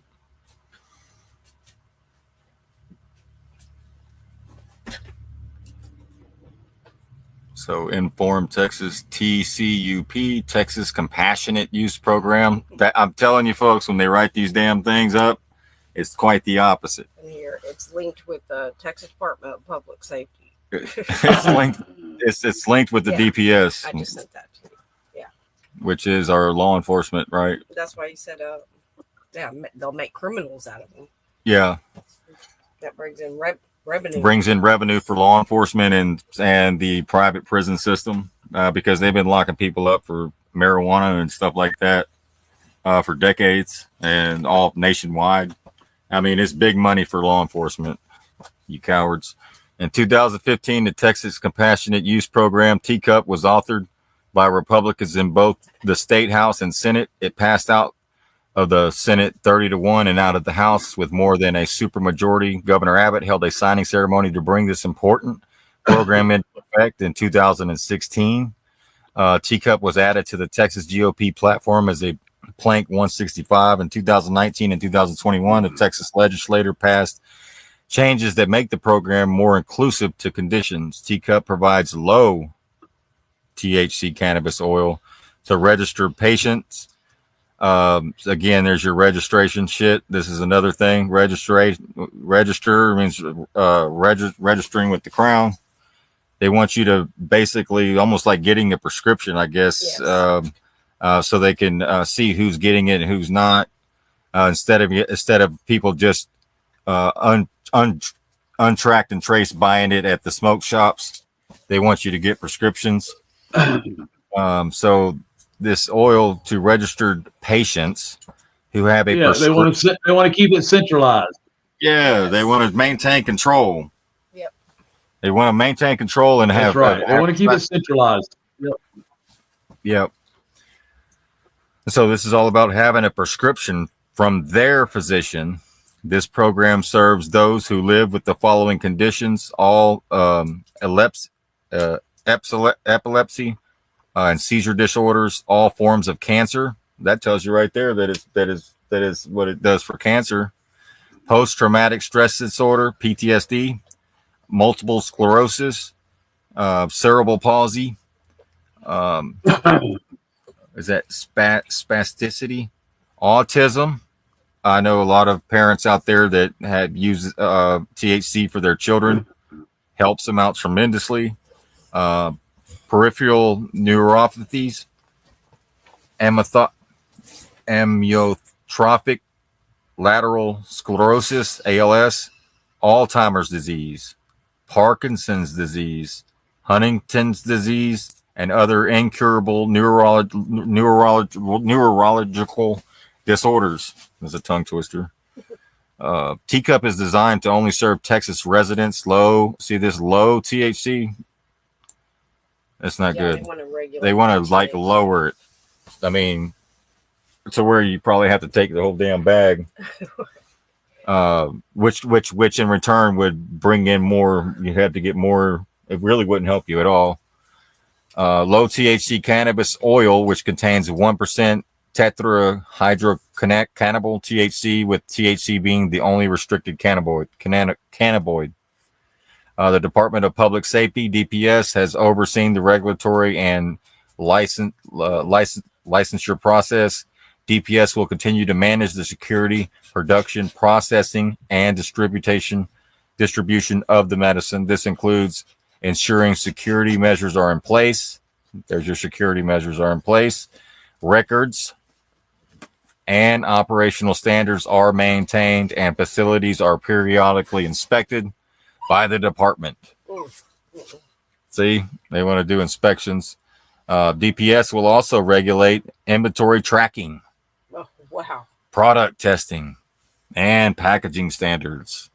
There are currently 3 licensed dispensing organizations. Compassionate. Does this sound compassionate? Guys, when they say some shit like this, it's opposite. Compassionate Cultivation, Good Blend, Texas, and Consortium, Texas. Additionally, more physicians are signing up to prescribe this medicine. But it's funny, they are admitting to the fact that it helps with all these things over here at the same time. So, anybody out there that have these issues, and especially I know a lot of the parents with autism really benefit from this. Cancer, I've known it for decades. Of people that I've seen have cancer, they just smoked weed and it helped them eat. It helped them get their appetite back so they could eat as they slowly wither away. But yeah, like you said, it's just more regulations, more physicians, more. It's just like, but they don't like the fact that we can just go to the store and get it. They don't like that at all. They don't like that freedom. They don't like freedom. So that's teacup in a teacup. But, and that's what they're wanting them to wait for another 2, 3, 4, 5 more years for this to even take place. But in the meantime, you lose several thousands upon thousands of people, Texans, in the process. And then that pushes us to have to get it elsewhere. And which could, you could be, especially from the cartel, stuff like that, with fentanyl and stuff that they handle, cocaine, other different kinds of drugs that may end up in the marijuana, laced. So, it puts farmers out of business. You got people farming right now, growing this stuff. And they want to regulate the strength of it, which For is adults. And this is for adults. They're treating adults like a bunch of kids. So it's just like big pharma. It's like a big pharma wants to get in the mix. They don't want to live, because once this comes out and if they stop this THC, or they veto it, or they don't veto it, if they don't veto it, it basically takes billions of dollars out of big pharma's pockets. That's why they're battling it, because they're going to lose a lot of money. That teacup is a monopolization. Yeah, this is monopoly. So it takes a lot of money out of big pharma's pockets when people start waking up to the fact that they have alternatives, and it's cheaper and it's more effective. And especially for people on, Social Security, VA benefit, disability, VA disability, stuff like that. Said that was going to cost $500 a month through that program. Yeah, through this program right here, it's $500 a month. But if you just get go out and shop at the smoke shop, it's the guy said he only spends $90 a month. I mean, think about that when you're talking about how many prescriptions that you have to pay for each month. And that puts a big dent, and especially with the insurance companies, that plays into that as well with the insurance companies. So there's a lot of money fixing to be, taken away from their so they won't be able to live those lifestyles that they normally had always lived. But yeah, it's just one of those things. It's profit over the people. And they care more about their profits and maintaining control than they do actually the people. And Dan Patrick's bitch ass and I have to call him that just to get it off my chest. But he wanted to sit there and lie and say that people, if you eat a bag of those, you may die. No, you may have an empty refrigerator, but you're not going to die. So it's just misinformation and shit like that. When you got alcohol over here, I've seen people drinking and driving, killing everybody in the car and stuff like that. But yet it's legal and it's still readily available at 7 days a week. Same goes for the prescription drugs. People are driving around on prescription drugs all the time, falling asleep at the damn red lights, crashing, all kinds of issues, and then also causing other issues within their organs and their bodies and their minds. It's really bad. So they want to continue to kill us for profit, basically. They don't really care about you, but then they want to use the kids as a tool to tug at the heartstrings of the ignorant people out there that don't know. They keep calling marijuana a drug when it's a plant. The drugs is what you get at the pharmacy. Those are your real drug dealers because they got a license to do shit illegal that's actually killing people. So you call the plant a drug, but you got a long line at Eckerd's, the pharmacy up here, selling drugs. That's all you're doing. You're showing up to the damn legalized drug house. And it doesn't do us any good. It shortens your life and life expectancy, and it takes away from your family and puts you in a zombie state, et cetera, et cetera. If you're on prescriptions, you know what I'm talking about. So that's the battle we're having. Like I said, like they said also in that video, Trump legalized this shit in 2018. Now these people want to play politics with people's lives. And it's going to come to an end, or we're going to have some problems. And then you have law enforcement capitalizing on it, just seething at the mouth, can't wait to put somebody in jail. And that's really going to piss off some veterans. And then we're really going to have some problems in this country, especially here in Texas. So we're not going to put up with it anymore. You can only poke the bear so many times before the bear smacks you back. But these veterans are real peaceful people, loving family men. They're doing it by the book, but they're not going to get kicked in the teeth any longer and have somebody's foot on their neck. This ain't going to happen. And we can go to like the Texas State Constitution, and it talks about how the power is inherent to people, and we can, here, I'll go ahead and pull it up. I'll read it verbatim. Texas State Constitution says we can have them removed expediently. Look up the word expedient. Go look up the definition of expedient, and you'll understand. You can understand what the hell that means. I looked it up, and it's like Rod said, some good men are going to have to do some bad things, if that be the case, if you want to call it bad. But let me go ahead and go on to. I want to go on to. I don't know if anybody watches First Amendment audits and stuff like that. I do. I watch a lot of body cam every day with law enforcement, so I can see what the hell the problem is out here. And but right here, I want to set this scene up. This is a special needs guy right here, the big guy right here. His parents were in this truck sitting just behind these two bankers. Right over here is a truck. He jumped out. He watches First Amendment audits on YouTube. They go out and stress test rights. They basically right now what we're seeing here is we got a guy filming the bank from the sidewalk, which is totally legal. But this young man right here jumped out of this truck when he seen this auditor filming. And I want to go ahead and play starting right here and show you what took place. They don't know each other. They never met each other before. But here we got two bankers here. They already called the cops and everything to come out. We're going to go ahead and play it.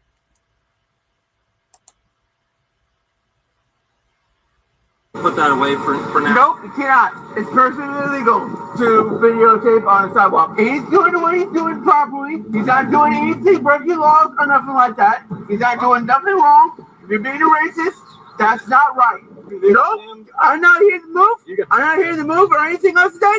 I don't like people getting harassed. You're the only one that's agitated right now. Nope. Yes. I see people like this on YouTube every single time. Well, good luck. You're not a lawyer, so go figure out a new way to and get back at me with this YouTube shit. I don't care. Hold on to your hats, because I want to give you two examples of how psychologically maladjusted and unstable you have to be a cop. And nobody's got to tell you how bad it is. You can observe it for yourself. And this psychopathy doesn't have to look like this. It can appear in the form of a nice smile and a cool, calm demeanor. Because remember, cool, calm, smiling tyranny is still tyranny. These cops themselves will demonstrate that if anybody should be arrested for public drunkenness, I would have been here earlier, but I fell in with some evil companions.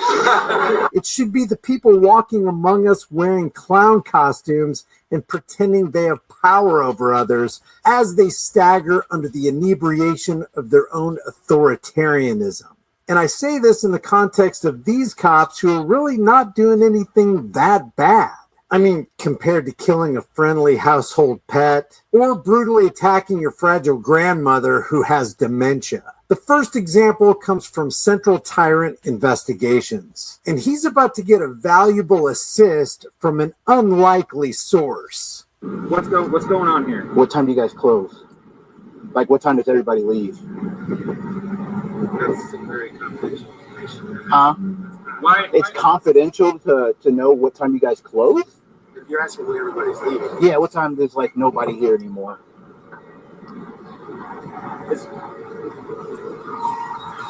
Can you please put that away for now? Nope, you cannot. It's perfectly illegal to videotape on a sidewalk. Oh, shit. Oh, shit. Oh, my God. Expect the unexpected. It's perfectly illegal to videotape on a sidewalk. First Amendment rights. Okay. This is my bodyguard.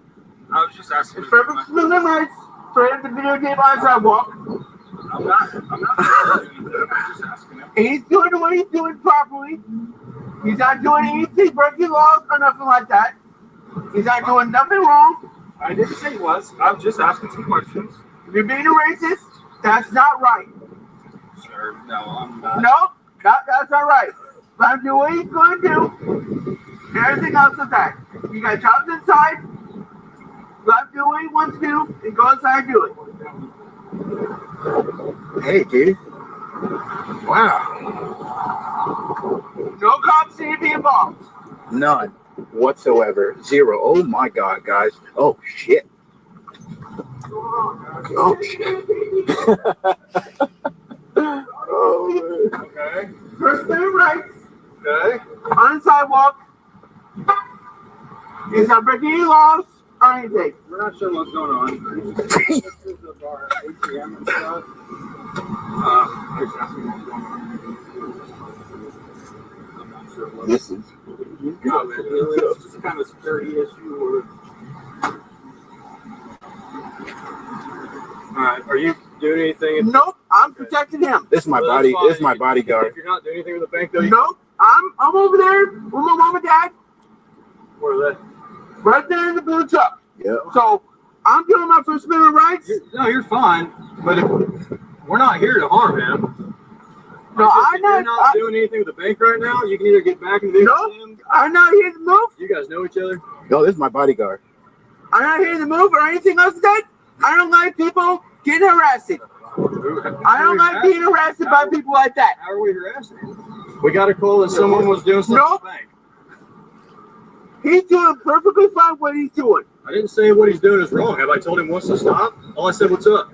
You're the only one that's agitated right now. Nope. Yes. I see people like this on YouTube every single time. Well, good luck. You're not a lawyer, so go figure out a new way to fucking get back at me with this YouTube shit. I don't care. I'm just telling you, we haven't said anything to him. I said, what's up? I'm telling you, if you're not a current customer doing business here on the bank, you don't need to be on the bank. I want to point out he's got "We the People" tattooed on his arm right here. Bank property, they have the right to have you trespass, okay? And so, I am a therefore, person. unless you want to stand on this sidewalk and or get in that vehicle, you need to leave. Even though this cop isn't at the present time violating CTI's rights, he's definitely demonstrating a profound inability to read the room.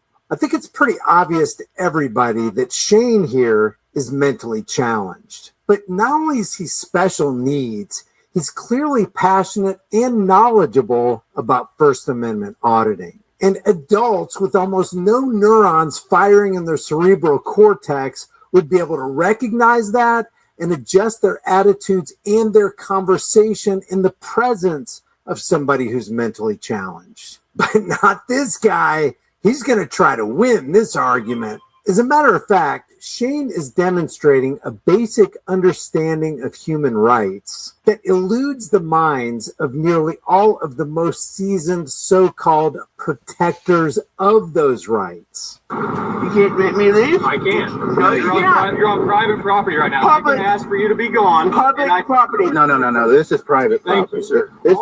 It's private property, but if you have business here, if you have I business have a lot of good protection yeah. him up there if I'm down I've been here. with my mom and dad, doing business here with them. How you guys doing? I'm more or less just trying to explain to you that. Oh, this is crazy, guys. Oh my gosh. Currently conducting business at the bank. He doesn't need to go to the bank. Hey, what's your name, man? Shane. Dude, appreciate you, man. That is awesome. I've never had anybody come up and do that. Dude, that a lot of people will see this and you are awesome, dude. You are awesome, man. Let me give you another fist bump, dude. Heck yeah. I appreciate you standing up for me, man. I appreciate you. Shane, come now. Come here. We got a call. There was something suspicious going on at the bank. I came over here to see what was going on. And like I said, it is private property. Wittenars is private. Yeah, so like, private. yeah. The sheriff's office is public. Yeah. But unless you're there for a sheriff's office related business, I can still remove you from it. Okay? That's all I was trying to tell you. I've not done or said anything, harmed him, threatened him, nothing. So I don't know what you're doing to protect me, but just if you guys are done for the day, you do you, as long as you stay on the public roadways or the sidewalks, you do you, and we'll be okay, okay? All right? All right, is that fair? There we go. Okay. There we go. All right. Man, Nice hey, man. yeah, you too, man. Anything, Yeah. let me know. Yep. Hey, appreciate you guys. Thank you. Thank you. How you doing? My name's Alex, by the way. Hey, you watch on YouTube, man, and stuff? Yeah, awesome. Yeah, I watch on YouTube. Yeah, my name, I'm Central Tire Investigation, CTI, on YouTube, so.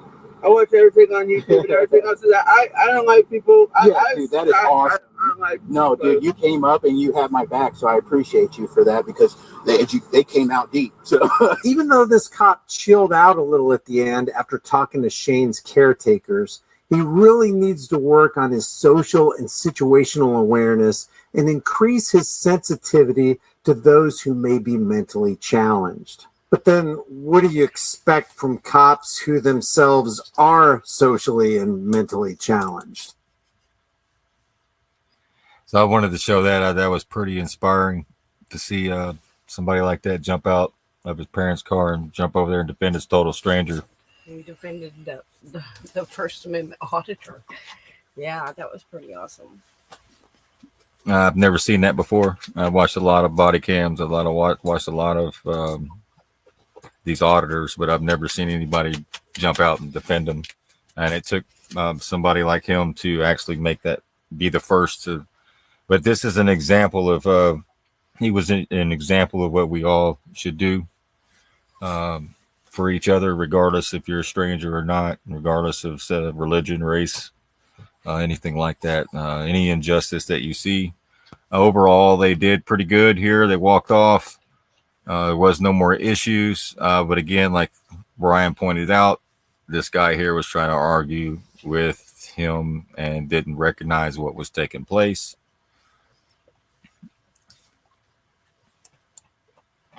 But normally, most of the interactions aren't really good at all. I've seen a lot of Fs, grades. A lot of police departments all over the nation are getting Fs. In these audits, they're not passing. I'm hardly seeing anybody passing them at all. Very, very, very rarely do you see an audit, police department pass an audit. Yeah, the fire departments are passing them. The fire departments pass the audits, but when it comes to the police departments, they have ego problems, control. You ask them for their name and badge number, and they want to be smart asses and act like they're not there to That's their protect policy, and serve. is to give it. Yeah, so their policy is if you ever have any issues, get name and badge numbers, then they usually start changing their tune. That pretty much lets them know that you know what you're talking about and that you may even possibly file a complaint. So I wanted to show that. Special needs kid blisters the cops, but overall they did pretty good. They walked off. Now, let me go into AI images. And we're going to see one right here with Kushner, Mr. 666. Real quick. And then finally, I think that over here to the left, you can see him. Looks AI. CGI. From the last year, the one thing I've tried to put a priority on since I left the White House was getting some. You can see his mouth moving inconsistently with what's being said. Exercise in. I think that there's a good probability that my generation is, hopefully with the advances in science, either the first generation to live forever or the last generation. Jared Kushner says he's been trying to keep his body in shape because he might one day become immortal. So that's going to die, and so we need to keep ourselves in pretty good shape. And then the other thing, the United States is prepared to support a peace agreement in every way that we can. We believe. So I wanted to show you how they use CGI. Finally, I think that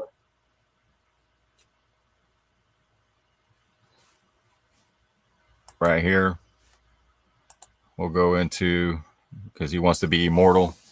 He doesn't want to die. Well, I guess you can be through AI, right? Yeah, you can be immortal through AI, like my wife just said. I don't know if y'all heard her. Here's another example of a CGI image right here. All right. Hey, everybody. Welcome back. Let's get into it. Cutting edge AI company called Anthropic. So it's funny is that they're talking about AI and stuff like that when they themselves are that. Is raising alarms tonight about AI's potential impact on employment that could soon be felt. Well, he says AI can lead to incredible advancements like medical breakthroughs and boost the economy. He believes it could also lead to half of entry-level white-collar jobs disappearing and 10 to 20% unemployment in the next 1 to 5 years. It's something that's been talked about within tech circles for a while, but rarely so starkly and so publicly. I spoke to him just before air about that and other implications he thinks AI may have on society. I know this is a great fear that a lot of people. How soon might that happen? Well, let's, well, first of all, thanks for having me on the show. But just to back up a little bit, I've been building AI for over a decade. And I think maybe the most salient feature of the technology and what is driving all of this is how fast the technology is getting better.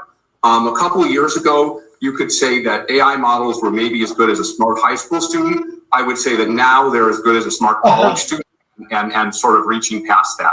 I really worry, particularly at the entry level, that the AI models are very much at the center of what an entry level human worker would do. And so it's hard to estimate, exactly what the impact would be. And there's always this question of adaptation. And these technology changes have happened before, but I think what is striking to me about this AI boom is that it's bigger and it's broader and it's moving faster than anything has before. And so compared to previous technology changes, I'm a little bit more worried about the labor impact simply because it's happening so fast that yes, people will adapt, but they may not adapt fast enough. And so there may be an adjustment period. And of course, this should be a big worry because we move into reliance on AI so quickly. I mean, even just people in their households will hop on Chat GPT instead of reaching out to a doctor, any kind of specialist, lawyer or whatever. Like Chat GPT seems to have really become a life coach, a life advisor for so many people. Also, if you're hearing any noise in the background, it's just our baby. Don't worry, his wife is taking care of him. But yeah, what happens if AI actually moves in that quickly and is able to replace all these entry-level positions? We're talking about 10, 20% of unemployment. And that would be on top of the actual unemployment rate right now, probably being around 10%.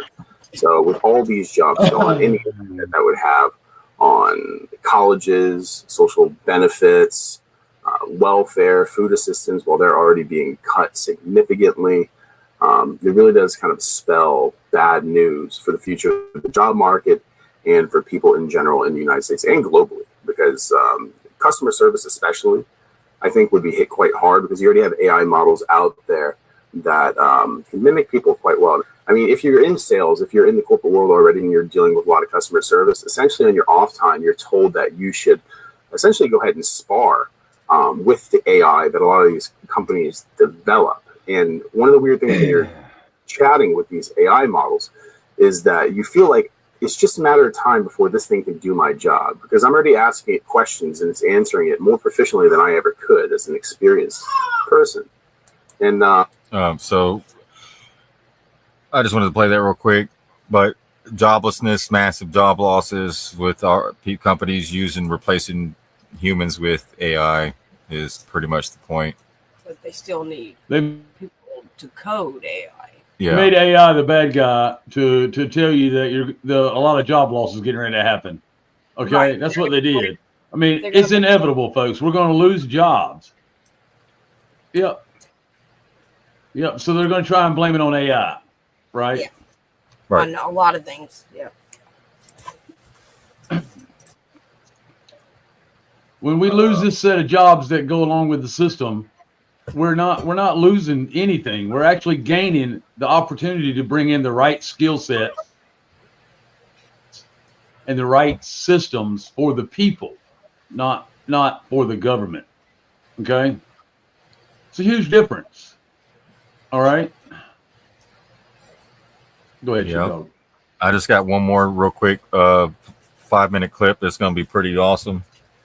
But it's been what we've been talking about here on the show and in the chats, and I'm just go ahead and play it.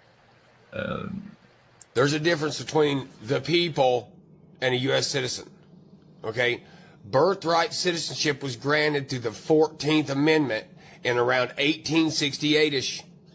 Okay, so if that's the case, what the fuck was people before the 14th Amendment? What were the U.S. citizens before the 14th Amendment was created? The people. Right. The Confederates fought the Civil War to keep themselves out of the federalized government slavery. U.S. citizenship was going on. Okay. Second paragraph, the Declaration of Independence. We hold these truths to be self-evident, that all men are created equal and that they are endowed by their Creator. Okay, all men are created equal, and you are endowed by your Creator. Okay, now God is my Creator because I believe that God is the man. Okay, hey, the Creator of the U.S. citizen, the birthright one, was done through when? Oh, by the corporation of the United States, not United States of America. Right. That's why Trump keeps saying it's slavery. If you came over here from another country and you're not born here, you have the right to become a U.S. citizen. Means that you are stuck under all these rules and regulations. It's not meant for the American people. Okay? But how are all the black folks going to deal with the reality of, if you denounce your U.S. citizenship, if Trump does away with the birthright citizen, you now become the people represented in the Constitution, not a person represented in the statute of your state. Oh, man. So what does that mean? Well, that means that everybody that wants to be the people, and the only way you can get to be the people is if you was actually born here. A U.S. citizen, an immigrant comes over, becomes a U.S. citizen. I'm an American. We have sex. We have a kid. That kid is an American. The mama is not. She will never be. Okay. We are supposed to be above the U.S. citizen. Okay, so back to if the black folks come to realize that the Confederates are horrible and you want reparations for slavery and you want all this shit, you guys, they're making you believe that because you're going to have to identify as a Confederate for constitutional rights. If you're part of the people, described in the 1st, 2nd, 4th, 9th, and 10th Amendment of the United States Constitution, you're a Confederate. Because that's who it was made for. The Confederates. Dude, the Sons of Liberty led to the Declaration of Independence. The Declaration of Independence led to the Articles of Confederation. Articles of Confederation led to the United States Constitution. Right. The Confederates, the Sons of Liberty, the South, is the people. And if you want constitutional rights, you're going to have to understand that. So now they're going to got all you black folks in a situation where, dude, nobody's going to understand that. And the ones that do understand it are going to have a really hard time biting the fact that you're going back to the days of slavery and you're becoming free because you know your rights now. Dude, the federalized government did not free anybody in the Civil War. No person was freed during and after the Civil War. Slavery was abolished through the 13th Amendment after the Civil War was fought. Wow, imagine that. The government could have put an amendment on the table to abolish slavery before the Civil War, and it would have worked. But they decided to lie to everybody, make everybody believe that, dude, it's all bad, when in reality, we just didn't have the communication then that we do now. We don't have it. So we couldn't do what we're doing now. And what we need is not a flurry of racism and stupid people. What we need is the people to come together and handle the situation. Nobody's going to come and save us. Nobody. We're going to have to do it ourselves. And if you don't think that the federalized government would come up with some bullshit scheme and lie to the people to get them to fight each other, Jesus Christ, man, the war had already started on the East Coast, and people over yonder on the West Coast, fuck, they probably didn't even know it got started, dude, till 2 months later. Think of it. Man, constitutional hillbilly here, coming in a good morning rant. Dude, if you're not the people, you're the problem.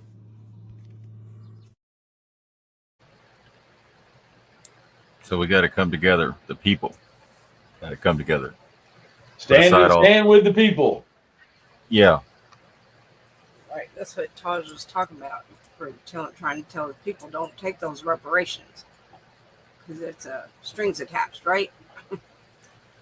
And the reparations can go of any race because all race have been enslaved. So all we'll have is a back and forth of here's your reparations. Okay, your turn. Here's your reparations. And then it'd just be back and forth because we were all enslaved. At some point. At some point, and some of us still are. Well, we all are now. But yeah, we're all slaves now. But that we have to free our minds first in order to see the bigger picture. And all I'm seeing right now on the media, podcast is racism, racist things that are taking place. That every time we try to come together, they start running these psyops on us to keep us divided, so that we never come together and figure out, that we were all slaves, so that we can free ourselves. So, like he said, nobody's coming to save you in the federal government. Nobody. No, but we have options. We have outs. But you do. Yeah, go ahead. We have options. We have ultimate resources. Yes. Yeah, go ahead, Mr. Dog. No, that's it. Yeah, that's what I was going to say. We have alternate resources and different people. Yeah, we have options, folks. We have. Mm-hmm.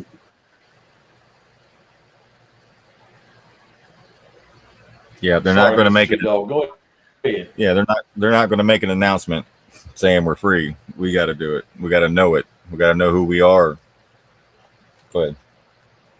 Yeah, I watched one of the lady today on one of the cop things, and she was her husband. They were camping and they didn't see the road closure and they came up to him. But anyways, they her husband had the driver's license and she didn't, because she told them she gave up her citizenship, right? She turned everything in her and sent it back to the people that produced it. She sent her birth certificate back, her social security, her driver's license, everything. And so she said she didn't fall under any of that. So they didn't really know what to do. They wind up putting the charge on her husband, taking him to jail, and they really couldn't do nothing with her. But yeah, so she said that she gave it all up, and by doing so, she was protected by the United Nations here in America. And pretty much she was considered indigenous. Yeah. Yeah, she told them she was indigenous to the land. And they said, well, this is government property. And she says, well, we as indigenous don't believe that anyone owns. We don't see it that way. We don't see it that way, but we could. But they tried to get the wife. They had 2 kids, and they were going to take the kids to CPS, Child Protective Services, and arrest the wife for not having her dog on a leash in the middle of the woods. That's how petty it was. I'll probably play that tomorrow so you can see the example. It was another body cam footage that we seen. It was probably about 30 minutes long, but we'll play that tomorrow to show you what took place and how bad they really wanted to. They threatened her with arrest. They threatened to take her kids from her and all that. But really, they knew they couldn't do nothing. But really, they knew they couldn't do nothing, but they kept intimidating her. Yeah. She stayed calm. And she didn't fall under their jurisdiction. She wasn't even. Yeah. You're talking about what person are you talking about? Not person, but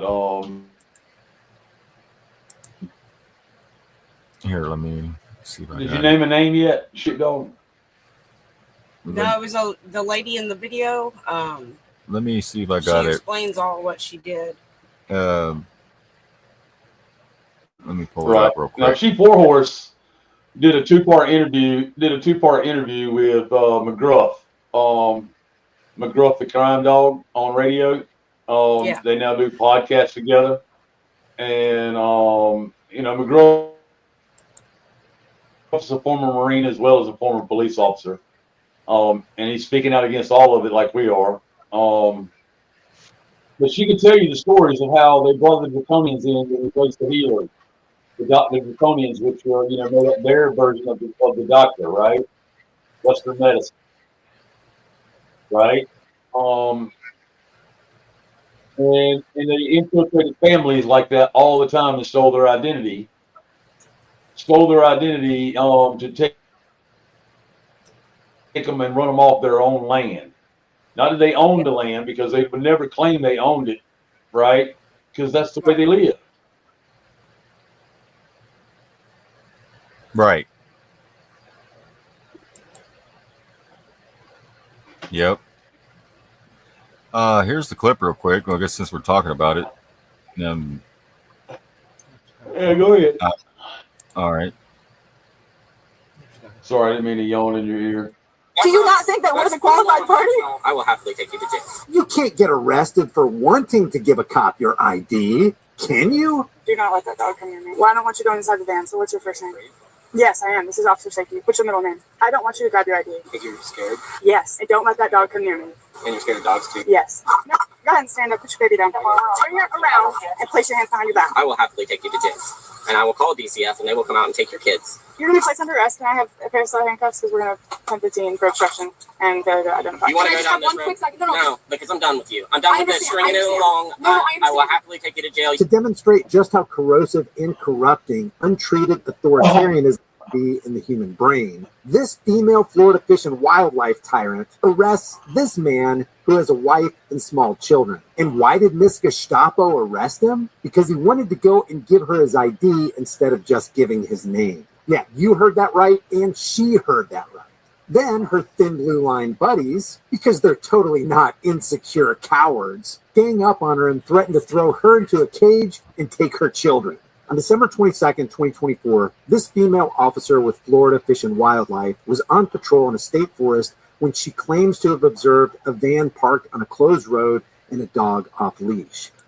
Oh no, a dog off the leash. When she walks up to the campsite, the dog is on the leash, but it becomes clear real quick who should actually be leashed up. How's it going? So I'm going to go ahead and fast forward to the spot where her husband gets put in the back of the cop car. So I'll just go ahead and let y'all know that he gets taken to jail because the dog's not on a leash in the middle of the forest in Florida. But let me fast forward it to the part where the wife, you see him right here. He's in the back of the cop car. She could have gone in there and grabbed it. Did you give him permission to enter the van? She didn't ask. So that's the husband, calm, cool, collective, peaceful. Here comes the wife. She's the hero. I mean, she's calm and collective, real small. She's got 2 children that she's got trying to take care of at the same time. She's being harassed. Let's play it right here. So, that is your dog? Why was your dog off leash when we got here? Oh, just there was no one around and she wasn't going anywhere. Okay. So, that is a violation. And now I do need your ID. Oh. That does get a little bit tricky, and I can understand that because I gave up my citizenship. I actually don't have one. Okay. And so I don't have an ID to show you because I haven't had one for several years. And that's fine. Okay. What's your first name? Jay? Yeah, I was born in Michigan. And my children were both born in California. Okay. What's your first name? How do you spell it? Josie. What's your middle initial? I don't have any name. Okay, what's your last name? What was the name that you were given with when you were... Okay, so now you have a violation. Okay, so you are required to give me your first and last name and your date of birth. I gave you the name that I have as my legal name. I gave up my citizenship. That's not who I am anymore. Okay, what's your social security number? I gave it up. When I gave up my citizenship, I gave up all of that stuff. It's called renouncing your citizenship. You do it as like a formal declaration, and you actually give it up and you become what's called stateless because you don't take citizenship anywhere else. So it is a legal classification. I do have rights that are protected by the United Nations. I have documentation for all of that. Can I see that? I hope I have a copy of it on paper on me. Yes. Can I look for it in the van?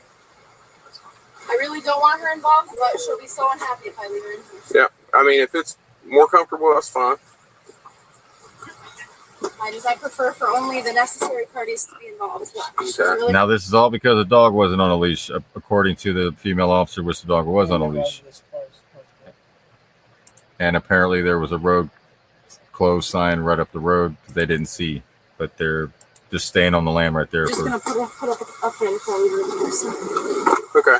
Right by her too. You go by Josie? Okay, I'm Officer Mullins, Fish and Wildlife.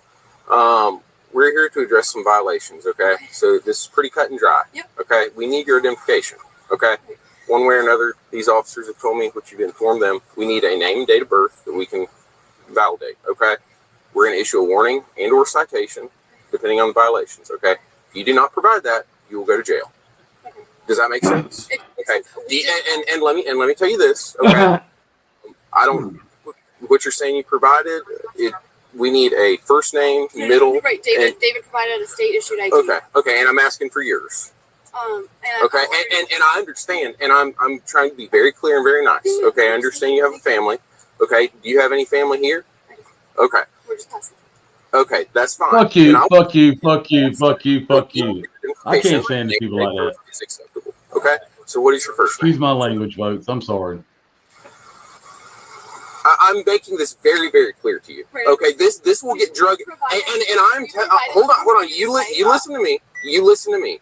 Okay, I'm trying to be very nice. You have your children here. Okay, we all have families. We need your first name, your middle, your last, and your date of birth. Okay. These cops are turning simple codes violations into a federal case. Why can't they just write them a ticket and walk away? They're looking for any justification to pin this family to the wall. But wait, the threats, escalation, and intimidation don't stop. I'm trying to make this very clear. Okay, this will continue as long as you want it to. Okay? I provided you with all the information. What is your middle name? What is your last name? It doesn't work like that. What is your date of birth? That is not how this works. So you want to go to jail, have your kids. Oh, but it is. And families and Yeah. everything because you will not provide a name.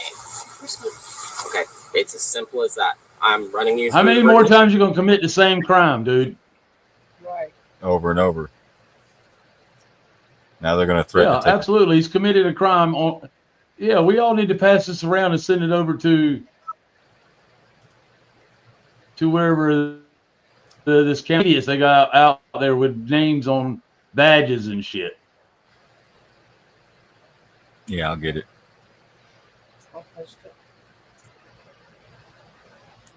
Thank you. Fail to provide, I will happily take you to jail. And I will call DCF and they will come out and take your kids. If it wasn't clear, Now, this is for a dog not being on a leash.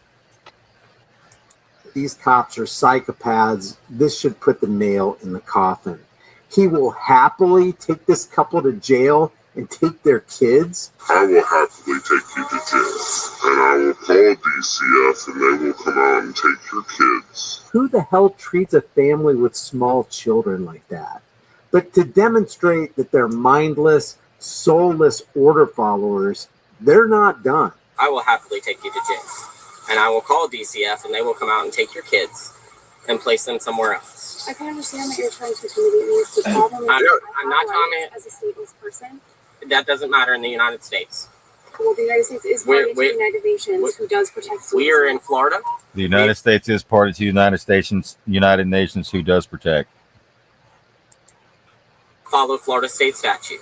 Okay, so if someone is indigenous, they don't have rights. You are in violation of.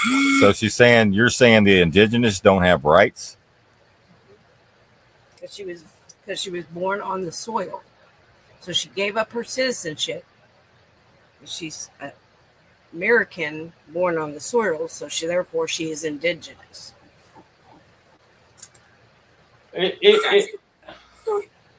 It doesn't matter. It doesn't matter. She has no lawful standing order that has been given to her to present her ID in any way, shape, or form.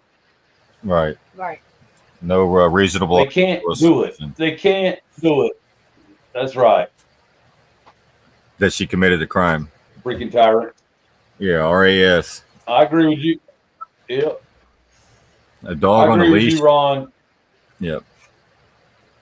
This guy's a real piece of garbage. Exactly. And she ain't the lady that started all this ain't no better. She's sitting there letting it go on. Right. They need to get educated before they get educated wrongly by somebody who is educated. Oh, it happens all the time. That's why I watch the body cams. But yeah, this is an example of what we have to deal with today in America. A lot of people don't know. Because all right, so I got that video. Send the other one to me. Also, Mrs. Sheepdog, if you would, with the bets in it. Go ahead, keep going, Sheepdog. I'm sorry. All right, it's almost. Rights. Is that correct in the United States? He just asked, she just asked him, the indigenous don't have rights. Is that correct in the United States? We're in violation of Florida state statute. Okay, you need on this road. Are you going to listen or are you going to talk? Because you keep talking over the officer. I haven't done anything yet. Okay. How do you classify as what? I'm native to the land. You heard that? How do you classify as an indigenous? She said, I'm native to the land. Like they'd never heard it. They've never heard this before. This is news to them. They're used to this people complying. Wow. And I agree with you, Bird Love. Bullying a mama is a no-go. I don't care how you do it. Yeah. Hey, but they have kids, Mike, and they have families. They just want to let her know that. Yeah. But we might want to check on their kids. Absolutely. They have kids and families. That's really what upset me. Yeah, we might. We just might need to check on their kids. Exactly right. Make sure Find out which good. one of them still hooked up to the chain.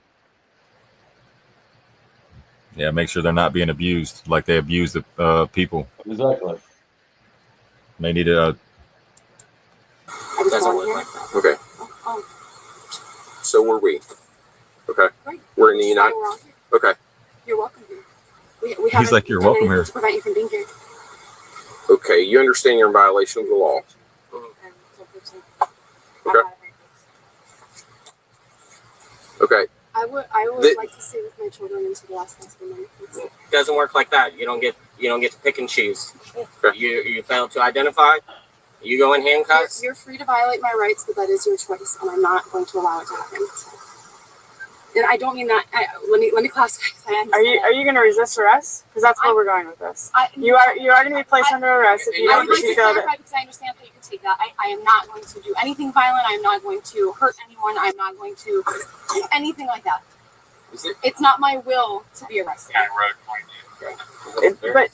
But your actions are saying otherwise because you're failing to identify yourself. Do you see how your actions and your words are? You can't see a real live living human being standing in front of you, you dumbass. Yeah. I mean, what the hell? You crack? Dumbass. Like IDs are cracked to these dumbasses.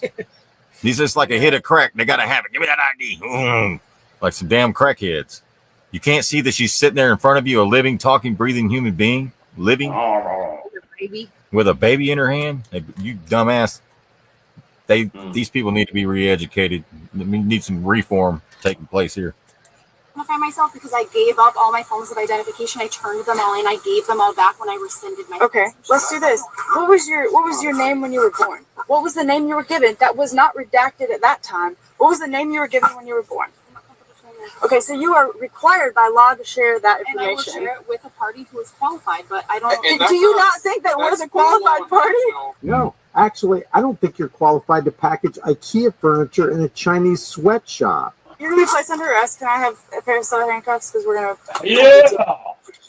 And go to identify. I mean, I just want to make sure you really want to go down this road. But before, because this I'm sure this is all... I'm sure... Provide your name, middle, date of birth. You're refusing to provide identification. You violated the law. Whether you want to believe it or not, you are. It's not that I don't believe it. It's that I lost. You are you refusing to provide identification or your name and date of birth? You said you had documentation that you could provide. I do. It's on my computer. It's on my computer. I don't have it printed off. I don't have it printed off. You said you were going to handwrite it. Because that's all I have. I only have it on my computer. If you'd like me to email you a copy, I'd be happy to. Can you show us on the computer? Sure, absolutely. I didn't know if you would be like if you would accept that or not. I don't know. I'm not sure what your rules are. Where's your computer at? The computer is in the bed area. Is your other child the only person in the vehicle? And my dog. Yes, okay. Bud, I'll be right back, okay, sweetie? I need you to give me just a minute. Okay. Are you going to provide us identification? On the computer, give me that whatever ID. Form you have. Don't have one. I'd be happy to give you my statement of origin belonging. Her statement of origin and belonging. That was from the It amounts to... Take notes. It amounts to stateless travel documentation in your jurisdiction. She's smarter than they are. So it's going to be. They're just fucking clueless. Okay. It's going to be fraudulent. I don't have a governing body to issue me document. He's thinking it's going to be fraudulent. It's going to be fraudulent. I mean, this guy swore an oath. Yeah. Yeah. She just told him, I don't have a governing body to issue an ID. Documentation. No, genuinely, like, really, like, can I just have one quick second? No, because I'm done with you. I'm done with that stringing it along. No, I understand. I will happily take you to jail. You can be booked in as Jane Doe. There's a lot of Jane Does with warrants. He said there's a lot of Jane Does with warrants. So ultimately, they want that ID because they want to see if she has what? Warrants. Because they're at war with the people. They're at war with you. That's what the warrants are about. And that's please. Sure.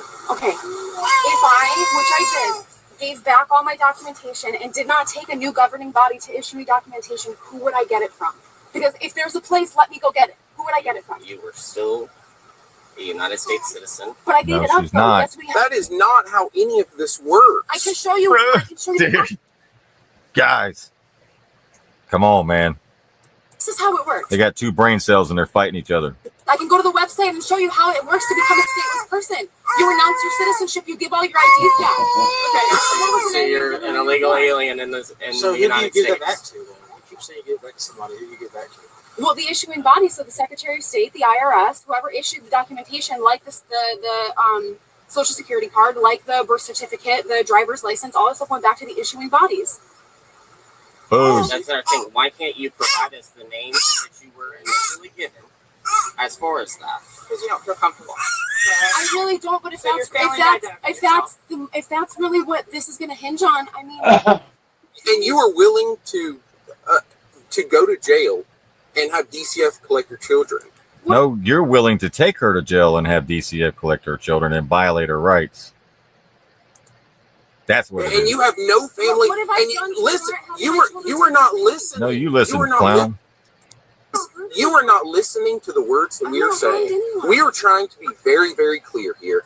And I just want to make crystal clear that you know that you have every opportunity to provide identification. And I want to make it crystal clear that these are bad people who would even think about threatening a peaceful family that has harmed no one. Oh, and listen, okay? Because I don't know if you understand. Okay, so Sheepdog, you can stop it. All right. I mean, there are good cops out there, folks. Okay, I'm just telling you, there are good cops out there. The majority of cops, okay, not using a broad brush, will that are still stuck in ego, that are still stuck in false narratives, that are still stuck in indoctrination, and even MK Ultra. Especially when you add the ego. Especially when you add the ego. Okay? We see this stuff every day. But these two clowns, they need a lesson, and they need it right now. Okay? It's a sad, sad thing to say that they represent what was supposed to be an agency that was here to protect the indigenous, and they know nothing about them or their rights. No. They have no clue. They have no clue what a peaceful citizen or a peaceful people is. So I want to add to that. Yes, I'm pissed. You know, and I've heard enough tonight. My blood is boiling. I guarantee you, my heart monitor is going crazy in there. All right. But I'm gonna tell you what, we're not gonna continue to let this stuff happen in our country. It starts in our communities. People in Florida, you need to find out how you can get word to help this girl. There needs to be letters delivered just like there was, you've seen the vets do a while ago. These guys are tyrants, and it's on video. In plain sight. What more evidence do we need to keep to shut this stuff down? So, Mr. Sheepdog, you sent me that video, the one with the vets in it earlier. Yes, I sent We're going to keep posting it. We're going to keep posting that stuff. All right? And anybody that wants to share it out, add your own 2 cents. Let your voice be heard about it too. Not everybody's on the same page, and that's okay. But this has to be brought to the forefront right here, right now. Not today, not tomorrow, not when we get courage enough to do, not when we think that somebody's going to come save us, but right here, right now. This is in the lap of the people. Stand up with us. Yes, absolutely. Let's get it exposed even further than it already is. And then let's take them to court in their own courts. Enough's enough.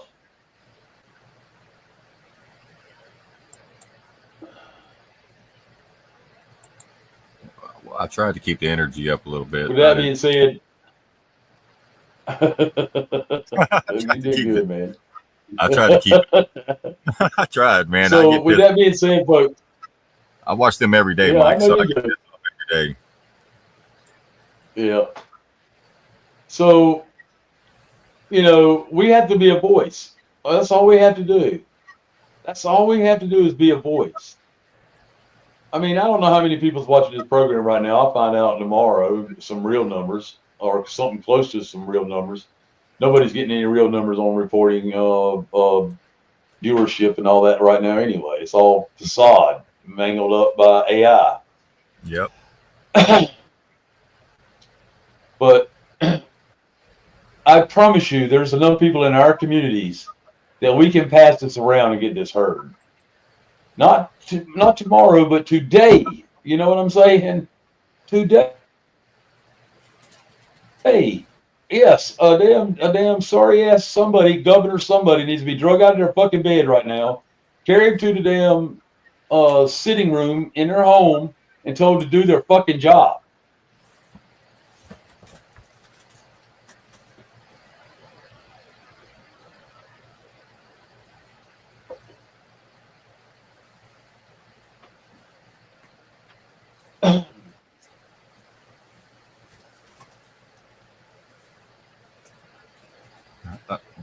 But that's just what we got to deal with right now. That's what we're facing. That ain't what we got to deal with, but that's what we're up against right now. I just wanted to bring that so everybody can see.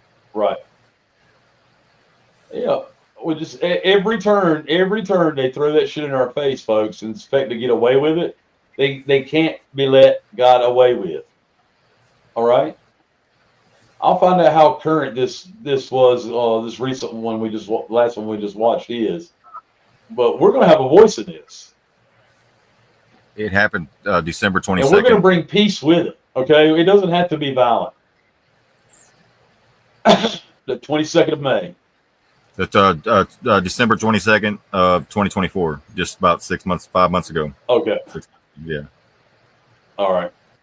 That incident occurred in Florida, in the middle of the forest. In the middle of the forest, while they were out camping. Yeah. Yep, just camping, and the tyranny came to them with nobody around them. Nobody around them, nothing. Over a dog on a leash, which was definitely on the leash. So that was a lie. But that's every day in America. So we need to plan on dragging some sorry ass sheriffs and governors out of their damn bed at 10 o'clock at night. At 10 o'clock at night, and hope you don't catch them with the other one. Did I say that out loud?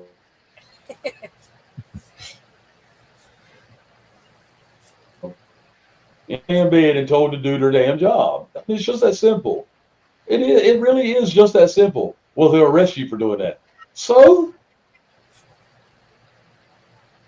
if they do their job and help one freaking person, it's a start.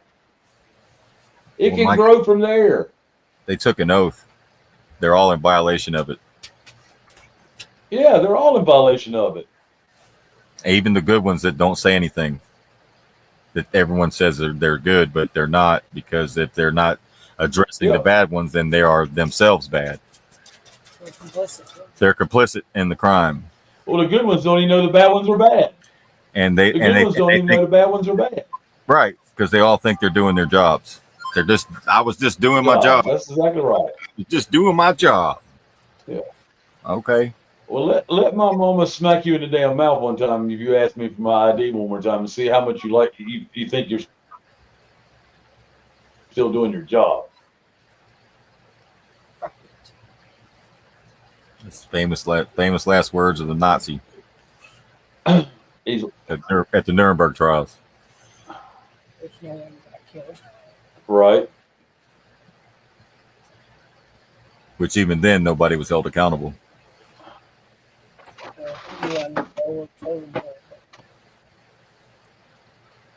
As a matter of fact, they were all brought here.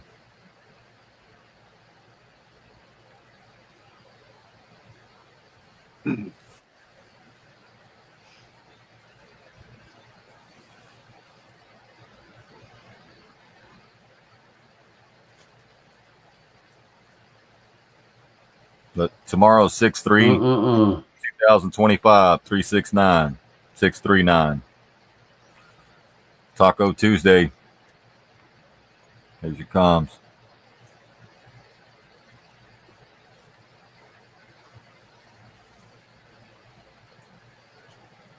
Big Mom's going to talk shit, folks. Rod's with Dr. G is tomorrow night at 8. I was thinking it was already Tuesday night when I said that a while ago. We got some things to put on blast. A couple of videos out of the night. Take the anger and make sure you have it righteous, because I know my anger is righteous. All right, I'm not going to apologize. I don't have any regrets for cussing. Yeah, we could do better. Absolutely. But enough's enough, folks. I mean, we cannot sit around and be entertained by people being taken advantage of like that by tyrants when they have no authority. They have no authority. They have no standing, and they have an ill-perceived, illegal, de facto jurisdiction.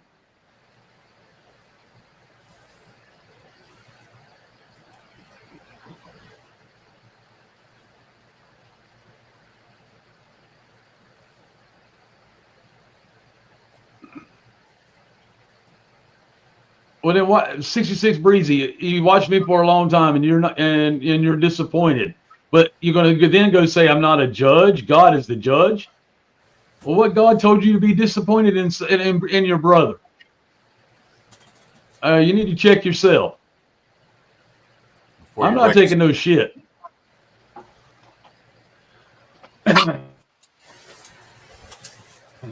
That's the issue. That's right there. Reckless words, I see the God in you. Yeah, absolutely. Loving isn't all pretty and blissful, dear. Tough love. Do you not think Jesus turning the table over and telling the Pharisees that they were all full of it was done very pretty and fluffy? Don't let you, but I gotta tell you, you calling me a blasphemer really tickled my fancy. Yeah, no. I'm gonna hand you the damn rose just like he did. Guess what? The damn thing's got thorns on it. Am I fighting with you? Don't judge me. And then pretend like you're not. That's bullshit.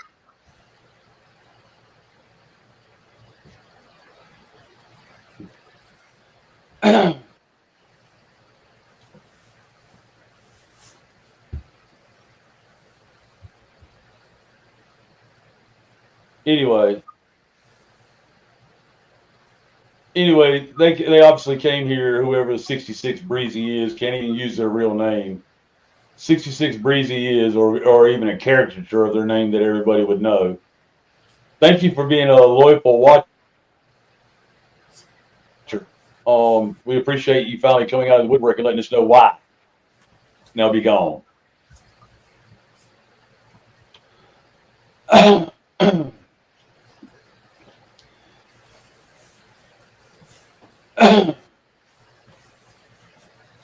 Yeah, I saw that too, Renee.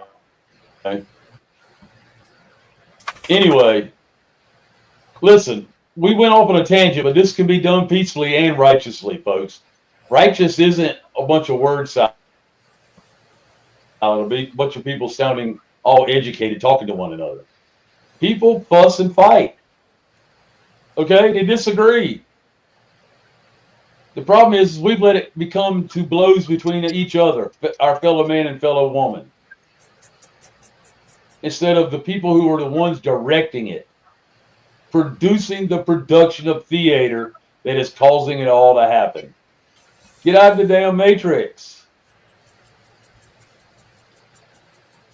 Yeah, they definitely weren't handling Tell them that. to shut it down today, not tomorrow. They weren't handling that mama bear with love and light, were they? No. They were ready to strip her kids out of her arms. That should piss you off. So, Mr. Nice Guy goes out the window when you start messing with the kids and the women. You got, yes. Boom.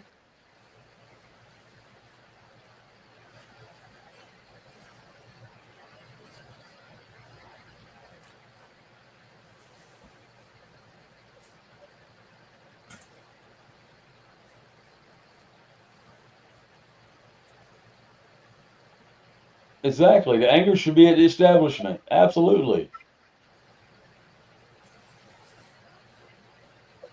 I'm mad at the establishment because they put me in a position to have to stand up for myself. And there's nothing wrong with that. I'm standing up for myself. Okay, they called me on it. I'm standing up. Guess what? It's their turn. They're gonna get called on it too, right?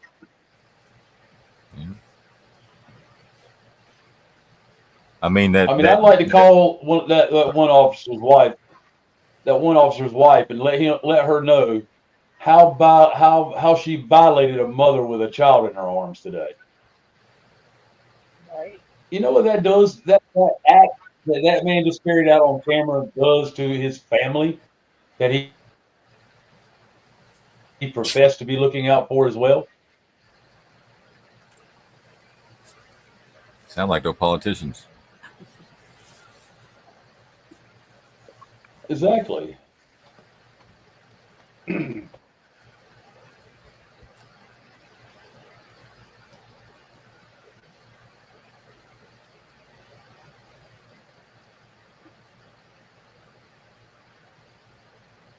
You know, I got mad at on Telegram Live with somebody about females and a male getting into it and raising his hand at a female, even though the female was in the wrong. I wholeheartedly agree. Okay, there was reverse racism going on, but no woman should ever have a man raise their hand at them through voice, through tyranny, or anything. These are the people that we cherish, that gave us life. Each and every one of us, none of us would be here without the woman. They gave us life. Okay, if they've done something wrong, then shit or get off the pot. They've done something wrong. Are they going, criminals will be criminals. There's a good and bad in everybody, in every bunch. This woman had done nothing, and she told the truth the whole time. And they continuously threatened her by removing her and removing her children from the family setting. Under a false de facto jurisdiction and codes and statutes, no law. Without complete standing at all. And without probable cause to require identification. You have no reasonable articulable suspicion, RAS, that she committed the crime. Exactly right.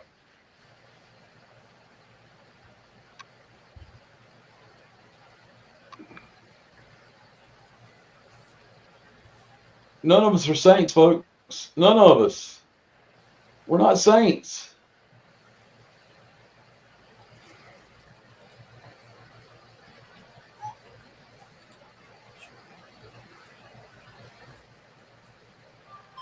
All of us are brothers and sisters, though.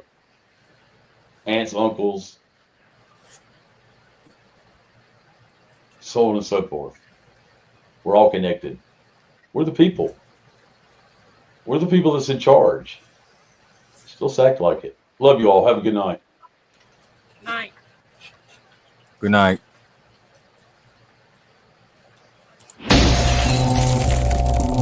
The system is rigged.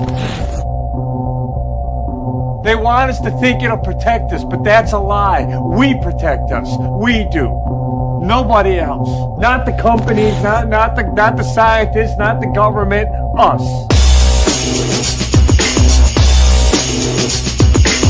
It's a big club, and you ain't in it. By the way, it's the same big club they used to beat you over the head with all day long when they tell you what to believe. All day long, beating you over the head in their media, telling you what to believe, what to think, and what to buy. Forget the politicians. The politicians are put there to give you the idea that you have freedom of choice. You don't. You have no choice. You have owners. They own you. The big wealthy business interests that control things and make all the important decisions. They own everything. They own all the important land. They own and control the corporations. They've long since bought and paid for the Senate, the Congress, the state houses, the city halls. They got the judges in their back pockets. And they own all the big media companies, so they control just about all of the news and information you get to hear. They got you by the balls. The good news is the elite across the world trust each other more and more. The bad news is that in every single country they were polling, the majority of people trusted that elite less. So the owners of this country don't want that. They don't want that.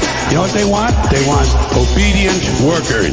They don't want a population of citizens capable of critical thinking. They don't want well-informed, well-educated people capable of critical thinking. They're not interested in that. That's what the owners count on, the fact that Americans will probably remain willfully ignorant.